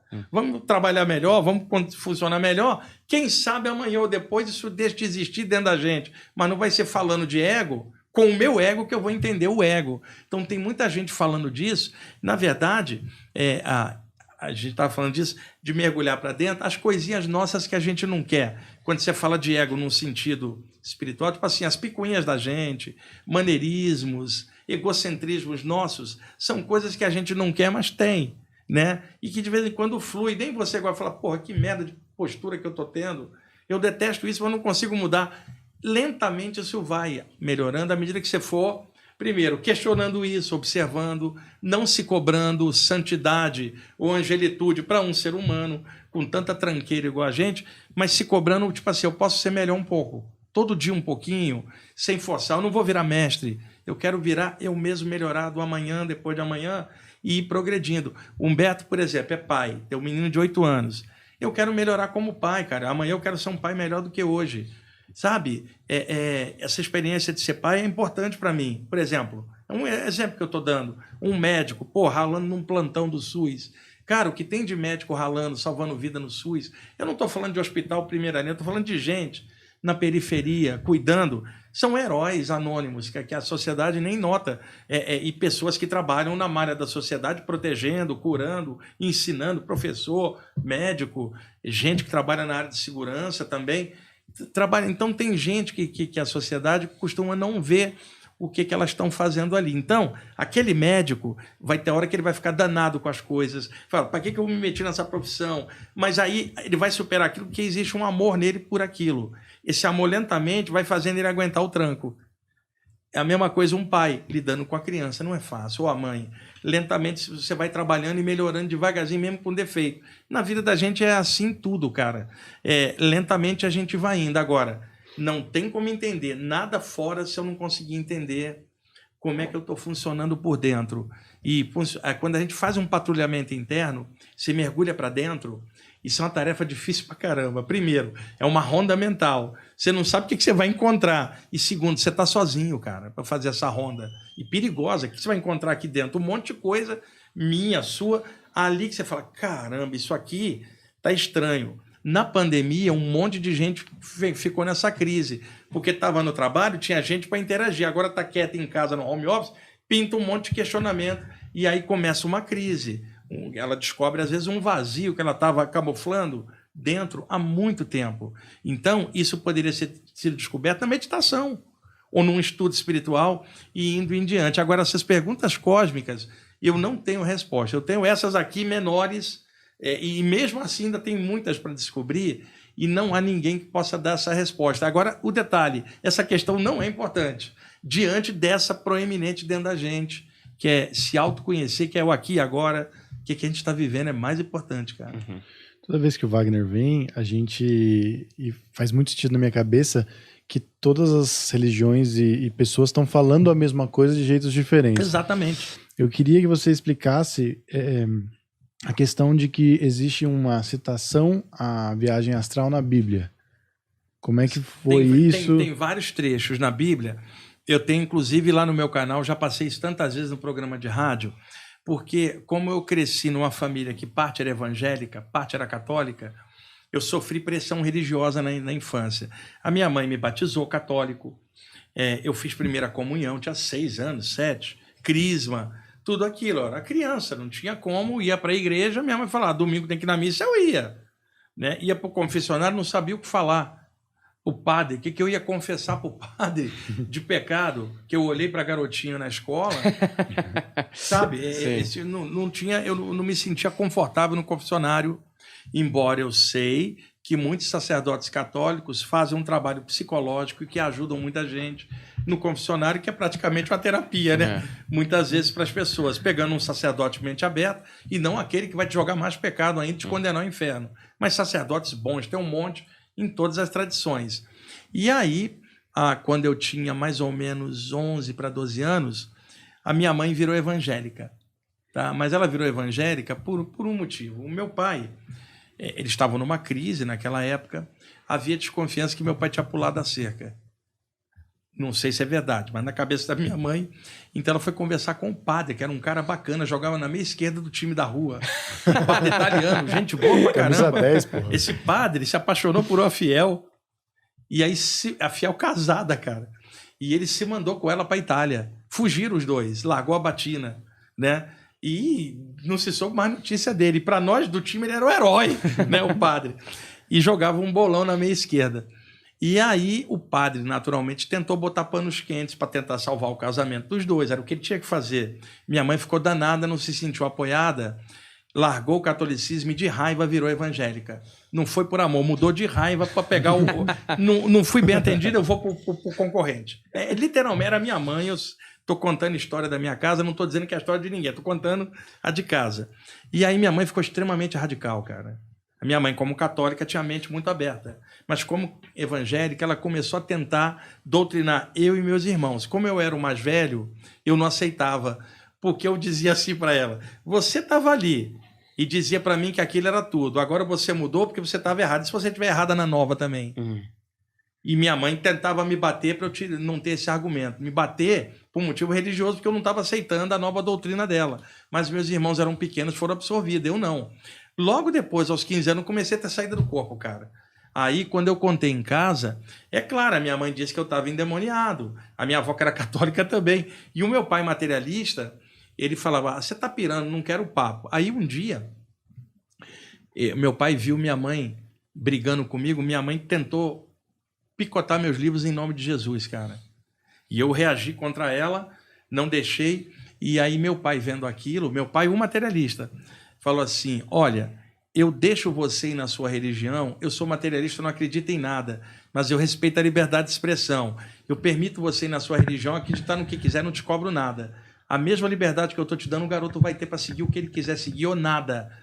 O exemplo que eu tive de respeito, cara, não foi da evangélica com a Bíblia na mão, foi do pai materialista. Uhum. Você nem foi da minha avó católica, mas do pai materialista que está aí com 95 anos, ainda está encarnado. A minha mãe tem 5 anos, que já foi, já vi várias vezes. E aí, para poder me defender da minha mãe, que levava um pastor em casa, e pastor, você sabe, ficava tentando me doutrinar, e é claro que nem todo pastor é assim, tem um monte de pastor, gente boa que eu conheço, mas esse era radical pra caramba. Né? Qualquer coisinha contra era o diabo que está te fazendo contrariar. E aí, para me defender dele, eu tinha que achar os trechos na Bíblia que falavam de saída do corpo. Eu achei. Quando eu achei, quando ele chegava lá, eu falava, pastor, capítulo tal, versículo tal, aqui o Paulo de Tarso está dizendo isso, ele saiu do corpo. E agora, ele também está com o demônio? Não, não é bem assim. Aí, cada vez que ele chegava, eu estava com outro capítulo e versículo. Era Lucas, João, era Ezequiel. E aí, ele foi mudando a conversa e falou para minha mãe assim, ele não está endemoniado, tanto que ele está lendo a Bíblia, a gente que não entendia ele. Foi mudando, porque ele estava sendo confrontado pelos trechos. Eu não lembro os trechos de cabeça, alguns eu lembro. Ó. Por exemplo, Coríntios 2, capítulo 12, versículo 1 a 6. O Paulo de Tarso diz literalmente assim, conheço um homem em Cristo que há 14 anos foi arrebatado ao terceiro céu. Aí ele põe entre parênteses, se dentro ou fora do corpo só Deus é que sabe, e sei que o tal homem ouviu coisas inenarráveis no terceiro céu. Aí ele põe de novo, se dentro ou fora do corpo só Deus é que sabe. Daniel, se o cara foi ao terceiro céu, quer dizer, primeiro o céu é a terra, segundo é o plano psíquico, terceiro é o plano celeste. Se ele foi ao céu com um corpo físico, ele não foi. E o Paulo de Tarso, em Coríntios 1, capítulo 15, versículo 44, nomeia o corpo sutil de corpo glorioso ou corpo espiritual. É ele que criou a expressão. E no Coríntios 2, ele manda a carta dizendo que um tal homem foi no paraíso, se no corpo ou fora do corpo, Deus é que sabe. Aí quando o pastor chegava lá, falou, ó, Paulo de Tarso estava com o demônio também, olha aqui, fora... Aí o pastor não tinha como ir contra a Bíblia. Depois fui descobrindo Lucas, fui descobrindo o Apocalipse de João, o Ezequiel. Leiam Ezequiel capítulo 1, do versículo 1 até o 10, mais ou menos. No capítulo 1, não, desculpa, falei besteira, capítulo 8 do Ezequiel, a partir do versículo 1. O Ezequiel conta que estava numa reunião com os 12 anciãos da tribo de Judá e que de repente desce uma luz sobre ele. Que ele fala, a mão de Deus desceu em mim. De dentro da luz sai um ser. Ele descreve. Esse ser pega ele pelos cabelos e puxa ele para dentro da luz e é erguido lá em cima. Daniel, na hora que esse ser espiritual, que ninguém estava vendo, só ele puxa ele, levou o corpo espiritual, o corpo físico não foi. Claramente foi levado em espírito. Então, eu fui descobrindo esses trechos e aí já não tinha mais como a minha mãe ou o pastor me incomodar, porque a própria Bíblia tinha trechos que estavam mal explicados, que o pessoal passava por cima no sermão de domingo. E aí eu guardei esses trechos, que eu tenho até hoje, vários, são dezenas, que eu uso, às vezes, explicando numa aula, para alguém que também esteja preso à parte religiosa. E hoje tem muitos pastores e padres com a mente muito aberta. Tem alguns que escutam o meu programa, mandam comunicação.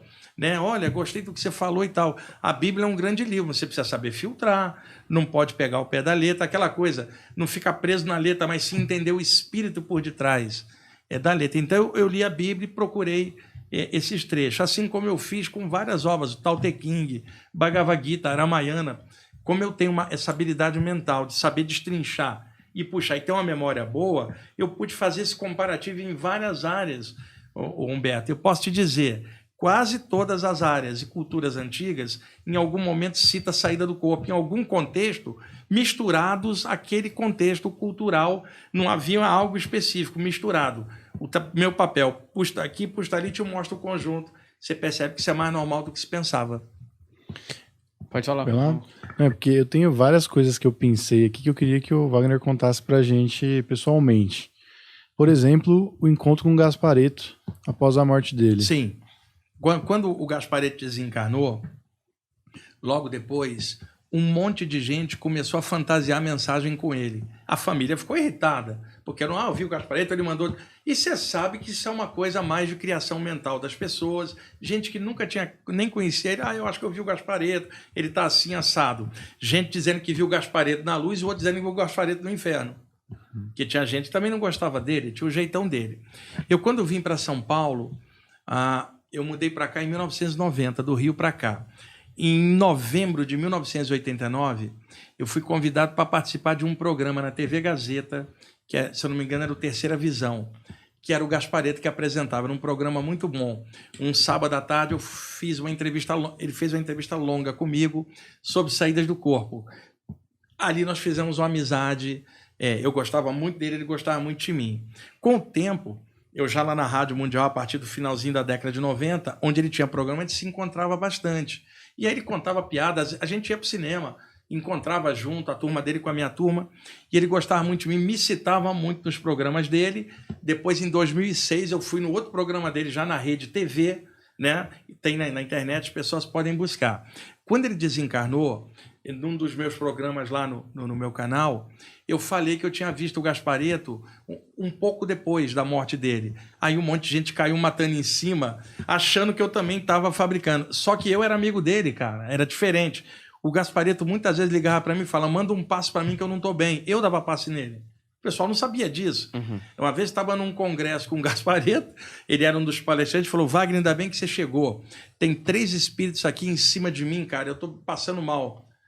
Tira eles de mim. Aí eu levei num cantinho, dei um passo, puxei os 3 espíritos para ele dar a palestra dele. O pessoal não sabia nada disso. E enquanto pessoa, o Gasparetto era incrível. Ele tinha um jeito dele, que muita gente não gostava, tal, o ego dele, e quem está falando isso é o meu ego, né? Sempre colocando assim. E eu vi ele, tá? E ele falou para mim, Wagner, muita coisa daí, eu estou entendendo de outro jeito, a humanidade é bipolar, não é? Tipo assim, todo mundo é bipolar, ele brincou daquele jeito dele, estava bem, e eu contei isso achando que todo mundo gostava do Gasparetto e ia gostar da notícia. Que nada! Eu recebi ataques pra caramba de gente que não sabia que eu era amigo dele, gente que não me conhecia, o trabalho que eu fazia, né? E aí foi isso. E eu vi ele outras vezes, que eu não contei em público, para evitar esse tipo de coisa novamente. Com o tempo, um monte de gente mandou mensagem, me desculpa o que eu falei nos comentários, eu não sabia que você era amigo dele, eu não conhecia teu trabalho. E muita gente achou, inclusive gente da família, que era mais um, não sabiam que era eu que tinha falado aquilo, que era, amigo dele, sensitivo, colega dele, que ele pedia para passar energia para ele. O pessoal não sabia desse tipo de relacionamento. E eu sei algumas coisas dele que eu não posso contar aqui, que ele me contou, ele está bem do lado de lá. Agora, ele falou claramente para mim, Wagner, a minha cabeça hoje está diferente, assim, muito mais ampliada. Então, coisas que eu não gostava na religião, quando eu estava embaixo, eu agora estou com a mente aberta vendo de outro ângulo. E uma das coisas que ele falou, a ideia sobre Jesus que eu tinha era presa dentro da religião, que eu não gostava. Aqui fora eu estou percebendo uma outra coisa. Então, todo mundo quebra paradigmas, dá um upgrade, e o Gasparetto, inclusive, tem amizade com um grupo de padres desencarnados, que ele me mostrou, que ele já viveu com eles em outra vida. Então, ele foi tão reprimido sexualmente nessa outra vida, que nessa agora ele foi para o outro oposto, exagerou e detestava a coisa cristã. Chegou do lado de lá, ele harmonizou a outra vida com essa e entendeu aqueles homens padres que eram boas pessoas também. Então, o Gasparetto, ele abriu muito a cabeça. O Gasparetto, ele estava muito impaciente com as pessoas, ele também está mais compreensivo, está alegre, e ele falou para mim claramente que ele está estudando expansão da consciência para outros lugares. Então, é o que eu sei detalhes que ele me passou de coisas pessoais que, assim, não é importante contar. Mas, no geral, o Gasparetto está muito bem. Imagina, Humberto, o Daniel está desencarnado tem 1 mês. Eu chego e falo, Humberto, eu vi o Daniel, cara.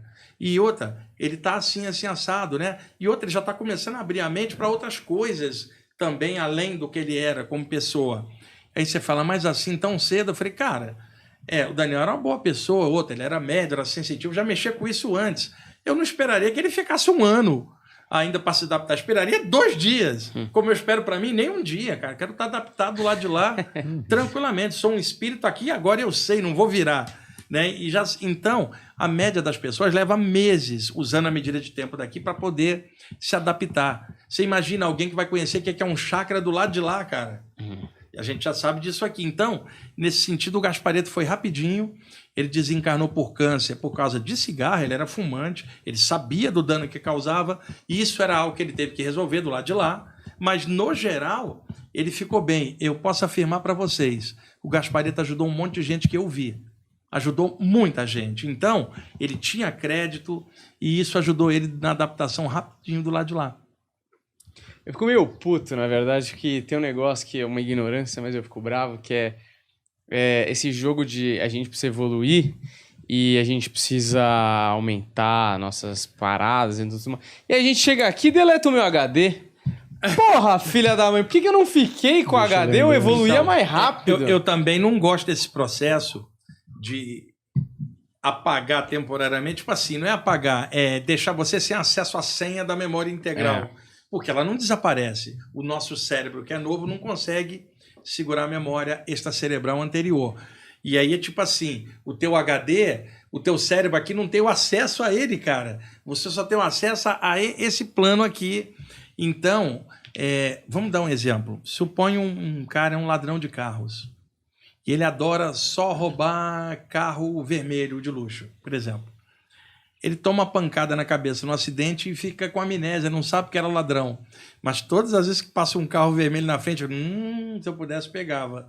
Veja, o fato de não ter a memória não tirou o caráter do que você tinha dentro e a tendência. Então a gente traz muita tendência de outra vida para cá, cara. Uhum. Assim, que são pulsões nossos que aparecem, que a gente precisa trabalhar e não tem jeito. Quem criou esse processo do jeito que criou assim. Eu também não gosto, eu gostaria que fosse outro jeito. Mas, cara, diante do inevitável não tem jeito. Você já tá, assim, e nesse bolo você vai ter que fazer o melhor que puder. Tipo assim, saber ou não saber não vai adiantar. Quem programou isso tudo fez desta forma. E detalhe, tem morte no final. Você não dá para ninguém escapar. Você não sai vivo com o corpo dessa vida. Levando em conta que todo mundo é obrigado uma hora a passar, seja jovem ou velho, o que quer que seja, é obrigado a passar. Então já existe pena de morte na natureza, que é o nascimento. Tudo que nasce um dia vai morrer. Então você quer morrer? Nasça.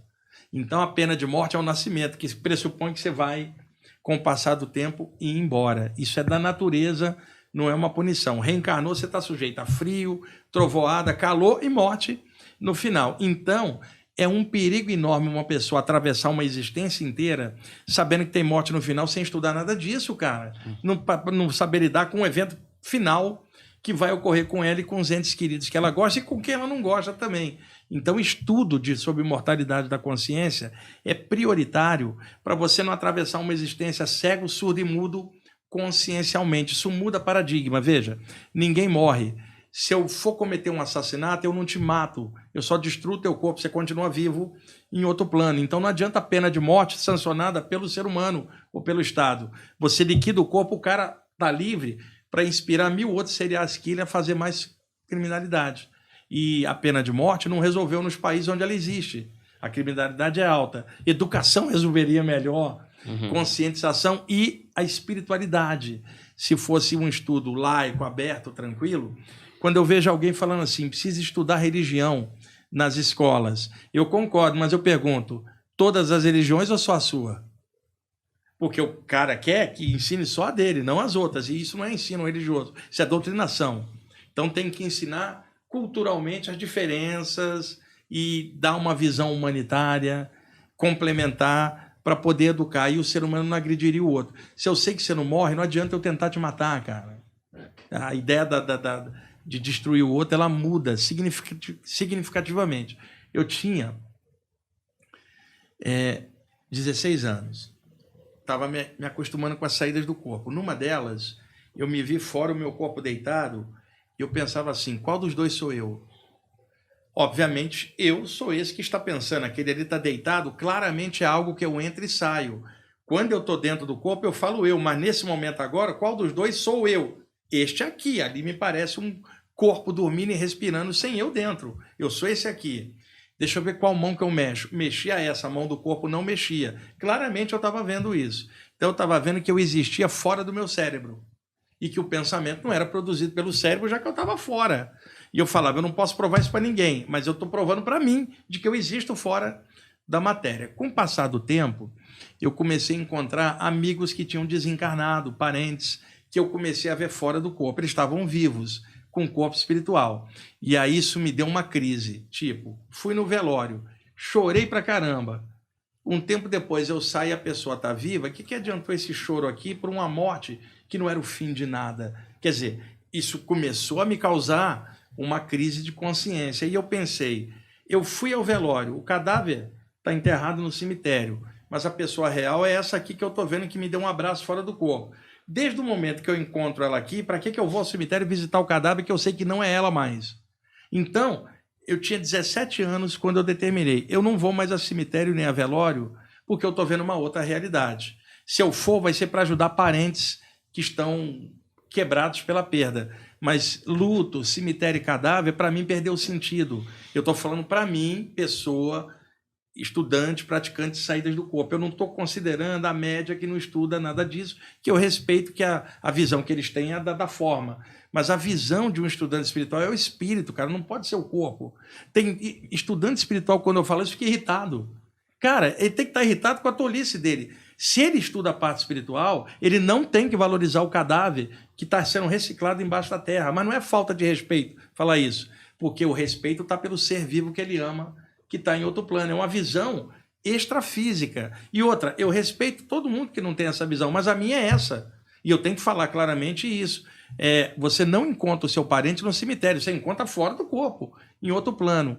Então, de lá para cá, eu quando vou à velória, para dar passe em todo mundo, secretamente ninguém sabe. Dou um abraço num, enche energia, passo a mão aqui na cabeça do outro, dou um passe para ajudar as pessoas na hora da perda. E outra coisa, tem estudante espiritual muito chato, que quer doutrinar todo mundo. Deixa eu dar um exemplo. Ele chega no velório, nem perguntou se a família acredita em nada disso, e chega. Ele está vivo, irmãos! Porra! Aí aquela tua avó católica fala, quem é esse maluco? O outro tio materialista, quem é esse doido? Porque ninguém morre, o espírito... Tem gente que quer doutrinar no cemitério, cara. Isso é um absurdo. O que eu faço? Eu vou lá e dou um abraço em silêncio. A minha ajuda é energética. Eu sei que a pessoa precisa de tempo para processar aquilo. Outra coisa, eu vi uma psicóloga falando outro dia que a pessoa precisa vivenciar o luto dela, como uma fase de transição. Eu acho que uma pessoa sem parâmetro espiritual precisa vivenciar o luto. Agora, eu não consigo conceber um estudante espiritual um período de luto para uma morte que ele sabe que não aconteceu. Pior, eu conheci um médium que estava de luto, cara. Médium, acostumado a lidar com o mundo espiritual. Eu falei, cara, cadê a tua confiança no mundo espiritual? É só para a morte dos outros, da tua família não? Que luto, caramba, cara. Você está cheio de luz na consciência, você é médium, né? Aí ele falou, mas eu tô triste. Então para de ficar triste, cara. Você sente a perda, agora a morte não tem, você vai sentir a falta. Mas trabalha de outro jeito, você é médium. E aí o que acontece? Humberto, você chega e fica falando assim, não tem morte, as pessoas vivem. Aí você pega um espírito desse apegado e fala, se solta, irmão. No outro dia morre um parente teu e você não aceita? Quer dizer, a tua doutrinação é para o outro, nunca para você.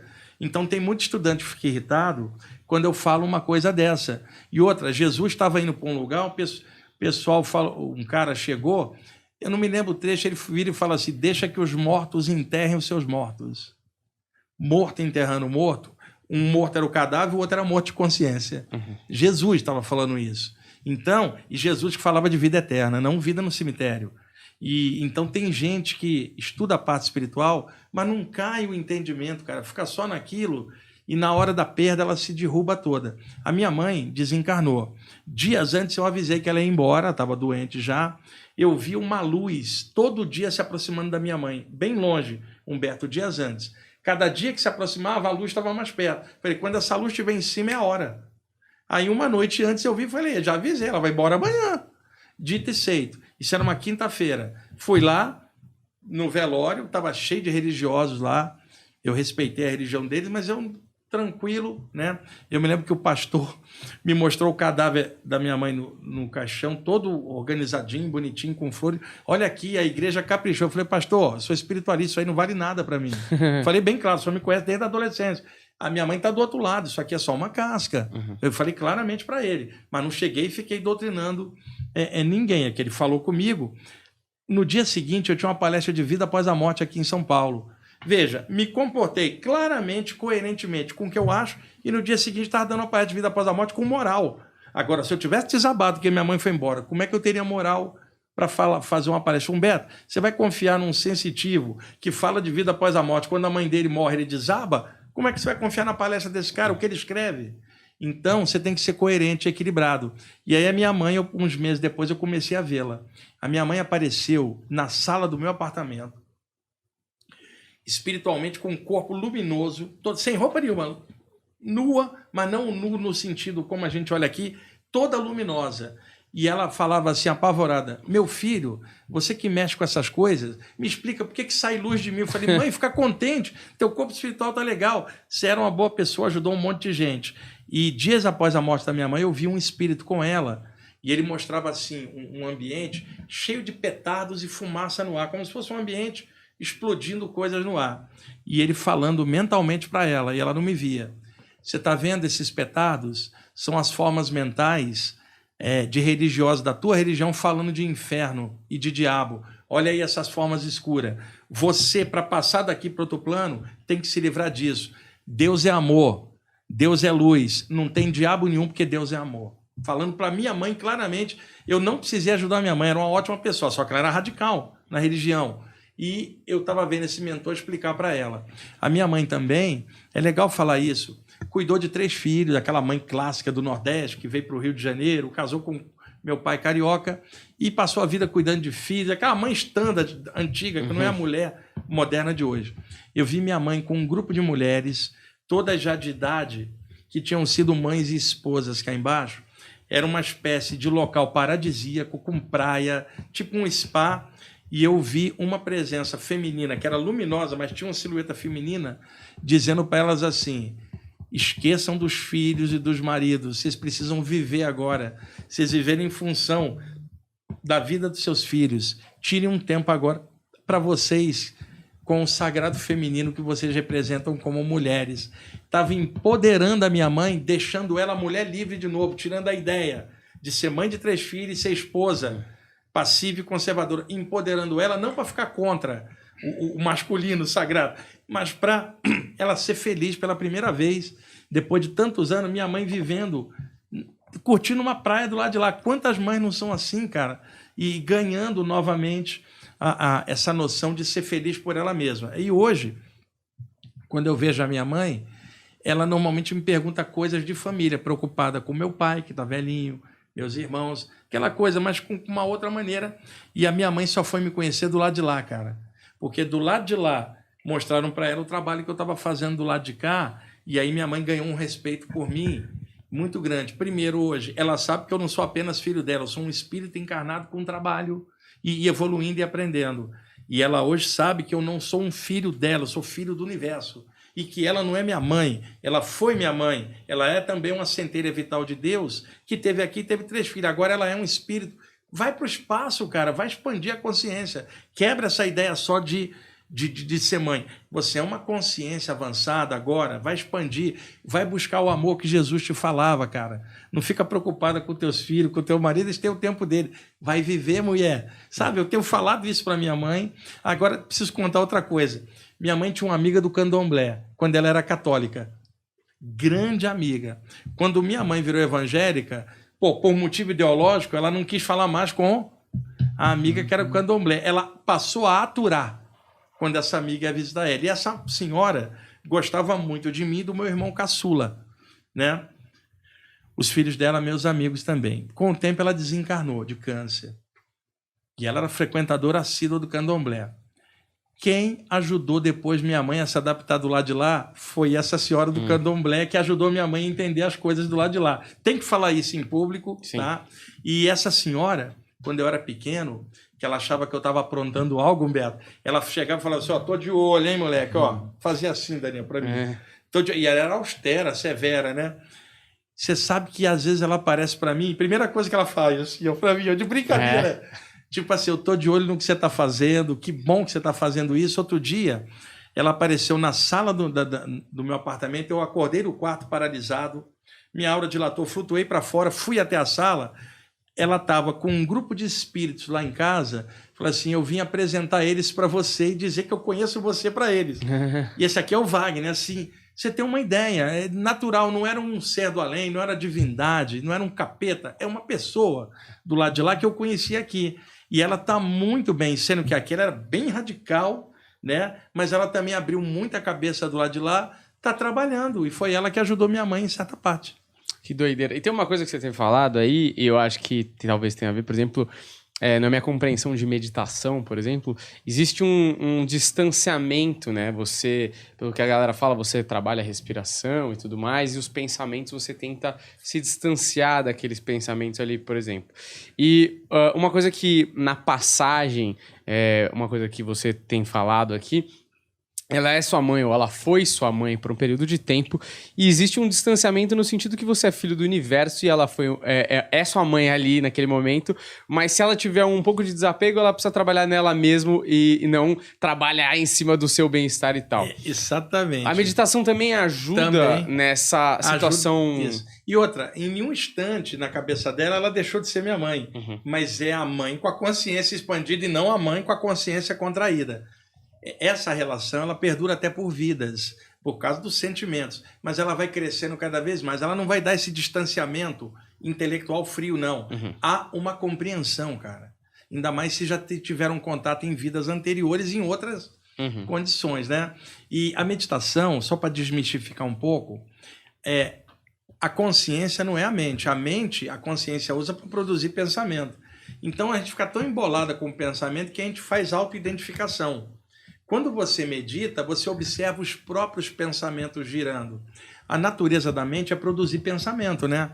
Então, os pensamentos da gente são igual uma corredeira, o tempo inteiro. E aí você fala, pô, eu queria dar uma parada na mente, né? Queria, pelo amor, deixa eu desacelerar um pouco. A meditação, ela faz isso, ela diminui o fluxo daquele rio de pensamento e transforma num remanso. O pensamento existe, mas não agita. E aí você convive com ele. Isso é meditação. Não é tentar zerar o pensamento, né? Eu sempre brinco com a história do yogi que tentou parar o pensamento durante anos. No dia que ele parou, Humberto, ele pensou, parei. Isso era um pensamento.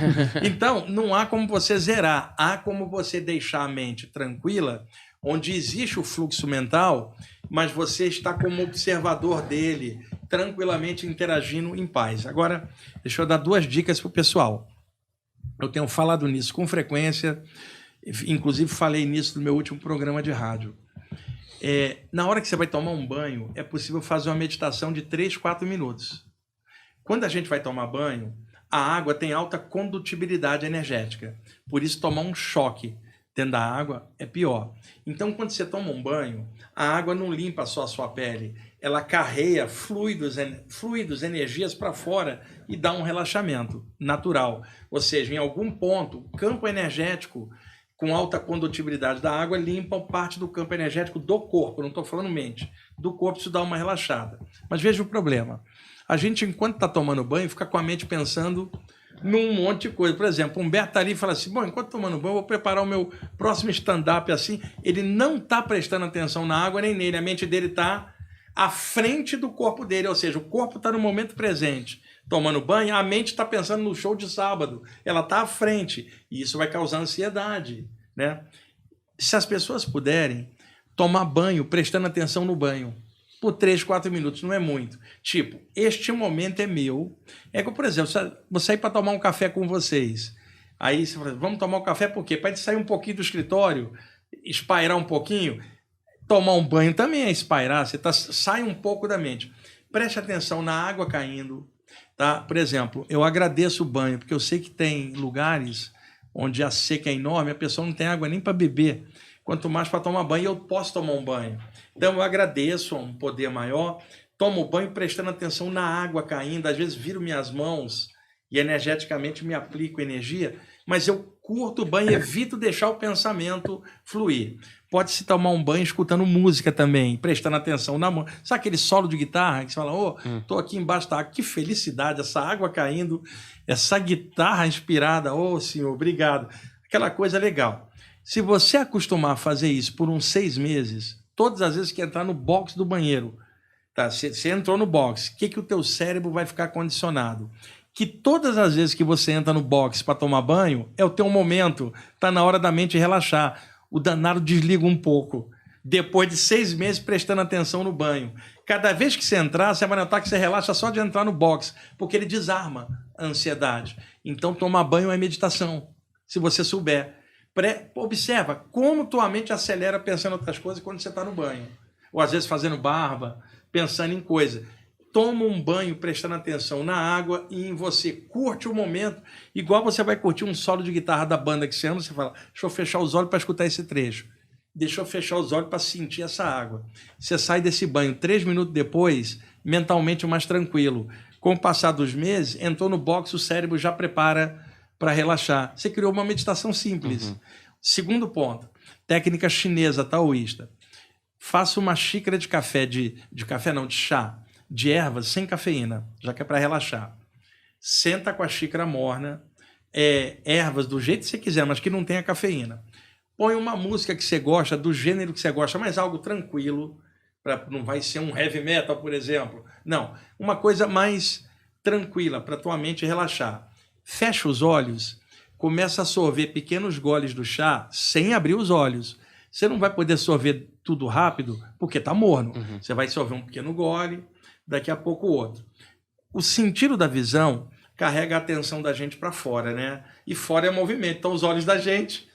Quando você fecha os olhos, todo o movimento de fora não entra na tela mental. O que acontece? Ao fechar os olhos, o que te sobra para perceber o meio ambiente? A audição, olfato, paladar e o tato.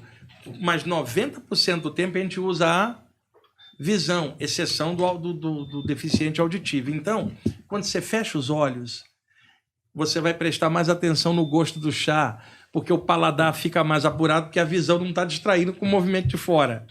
Ao sorver pequenos goles, você não pode abrir os olhos enquanto não acabar. Permite você escutar a música sem um movimento. Você presta mais atenção na música, você presta mais atenção no chá. Com os olhos fechados, a atenção para o chá e para a música obriga você a ir para dentro. As ondas cerebrais saem do padrão da vigília, ondas beta, e vai para ondas alfa limítrofe. E aí a mente relaxa. Quando você acabar a xícara de chá, 3 minutos depois, 4, e abrir os olhos, você vai notar que está mais tranquilo. Chama meditação tomando chá. Agora, não adianta ficar esses minutos escutando música, tomando chá e pensando, sábado tem um stand-up. Não. Tira aqueles minutos para você. Isso pode ser mais eficaz do que ficar sentado naquela posição numa técnica que você não sabe fazer e tentando. Faça coisas mais simples que ensina a tua mente a dar uma pequena pausa no dia a dia, igual o cafezinho que você vai tomar. E eu posso até arriscar, né? Agora que está frio aqui em São Paulo, bom, um cafezinho, eu adoro café. Aí eu brinco dizendo, sem café não é possível estar encarnado, cara. Eu adoro café, mas eu não tomo à noite porque é estimulante, me atrapalha. Eu tomo chá, mas de dia eu tomo café. Seria possível uma pessoa sentar, não para relaxar, mas quando ela está na pasmaceira, senta, fecha os olhos e toma o café de olhos fechados, escutando música, fazendo a mesma coisa, mas não para relaxar, e sim para dar um start. 3 minutos, quando você abrir os olhos, fala, pô, estou mais ativo agora.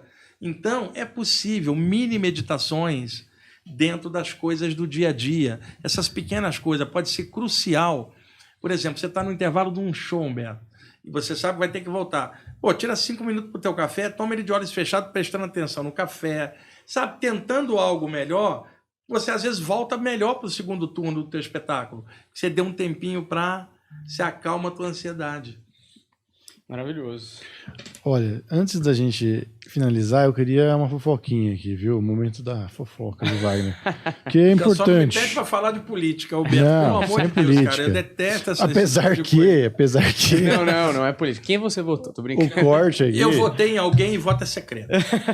Olha, o que eu ouvi por aí, que eu queria que você contasse pessoalmente, é que você fez uma projeção astral, tem a ver com política. Foi parar num prostíbulo e encontrou alguns políticos. A gente não precisa dar detalhes. Não foi exatamente isso, não. Aqui em São Paulo, numa saída do corpo, tem uma casa num bairro aqui em São Paulo, é uma casa de encontros de luxo, custa muita grana e muitos políticos e poderosos empresários frequentam lá. Tem a ver com café também? Só pra gente ficar tentando rastrear. Não tem a ver, não. É aqui em São Paulo. Detalhe, não é um lugar conhecido. Tá. Só vai gente de muita grana e a descrição é uma das coisas E você não pagou pra entrar, você Não, também. eu tava fora do corpo, né? Nem e outra, fora do corpo, o que eu ia fazer? E eu vi uma pessoa indo e tinham duas entidades horrorosas indo junto, para drenar a energia ali. Nada contra a atividade sexual de ninguém, mas a questão toda da promiscuidade é a troca de energia com parceiros variados zoa a tua energia. Você não é igual a um relacionamento estável, que há uma integração. A tua energia fica... E outra, você não sabe quem passou pela moça antes, cara, e deixou a energia lá. Então, são ambientes que, como essa troca é zoada, tem entidades que às vezes ficam em torno. Mas, repito, eu não condeno nada, eu compreendo. Isso é do jogo do mundo. Mas as pessoas que vão lá são ricas, poderosas, mas eu percebi entidades pesadas junto, que operam no astral do ambiente, drenando energia. É aqui em São Paulo, não é um lugar conhecido. Aliás, o lugar... é bom para esse pessoal, porque ninguém sabe, não tem propaganda, não tem rótulos, é convidado de um a um, boca a boca, um lugar discreto, mas que tem atividade sexual com gente poderosa da sociedade de São Paulo.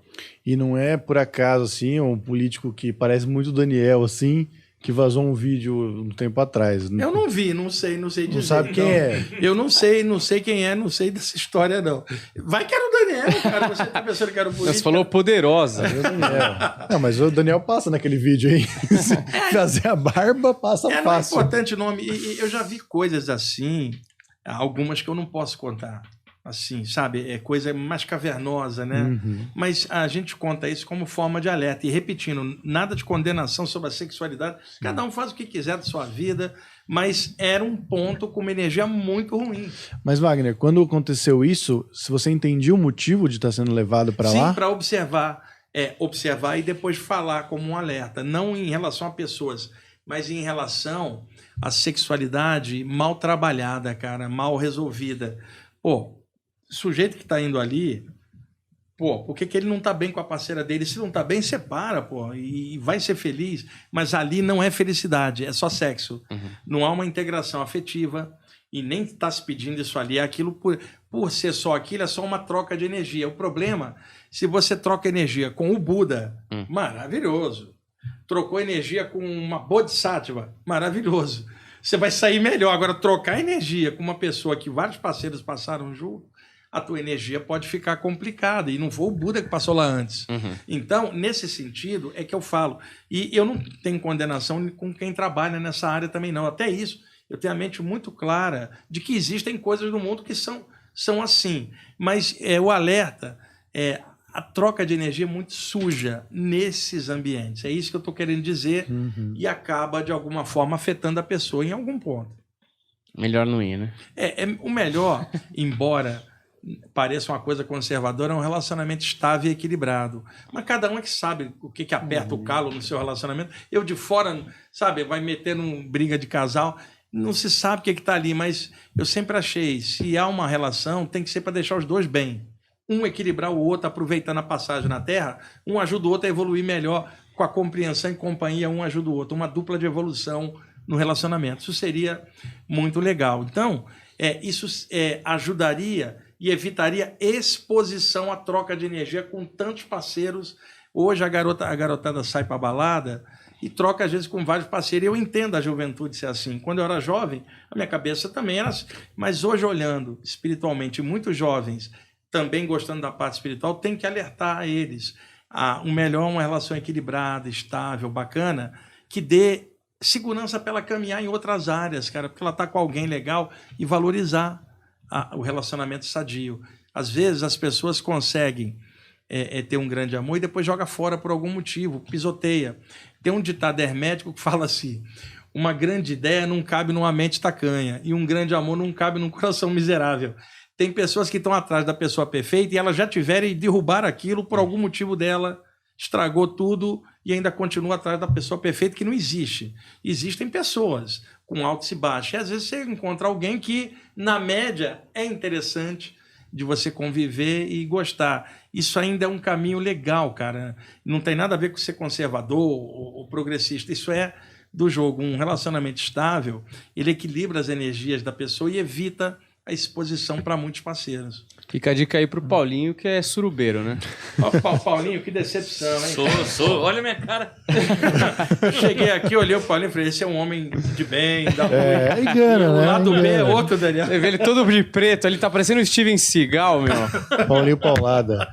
Mas você vê como é que é. Fui buscar uma fofoquinha, recebi uma lição sobre o amor. E concordo, viu, Wagner? Eu sou um cara romântico. Sou do amor. Diferente de Paulinho Paulada, que Paulinho vive na noite. E outra coisa, ser romântico tá meio fora de moda, porque ficou estereotipado aquele romantismo. Mas ser romântico é legal no relacionamento, cara. Você chegar, dar um presente pra pessoa.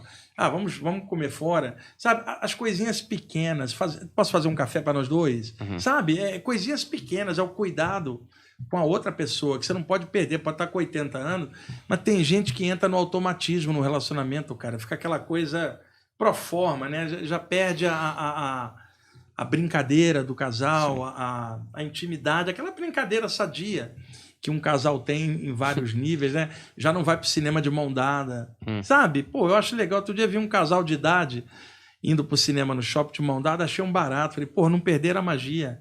Essa magia, eu não chamo nem de romantismo, eu chamo magia. Essa magia de relacionamento, ela é o cuidado que você tem com a outra pessoa, porque de alguma forma, na tua vida, ela tá te equilibrando e você a ela. Então, um tá ajudando o outro a atravessar esse mar de ilusão aqui embaixo. Sim, maravilha. Ó, queria agradecer ao Wagner por ter vindo, sempre um prazer enorme quando você vem aqui.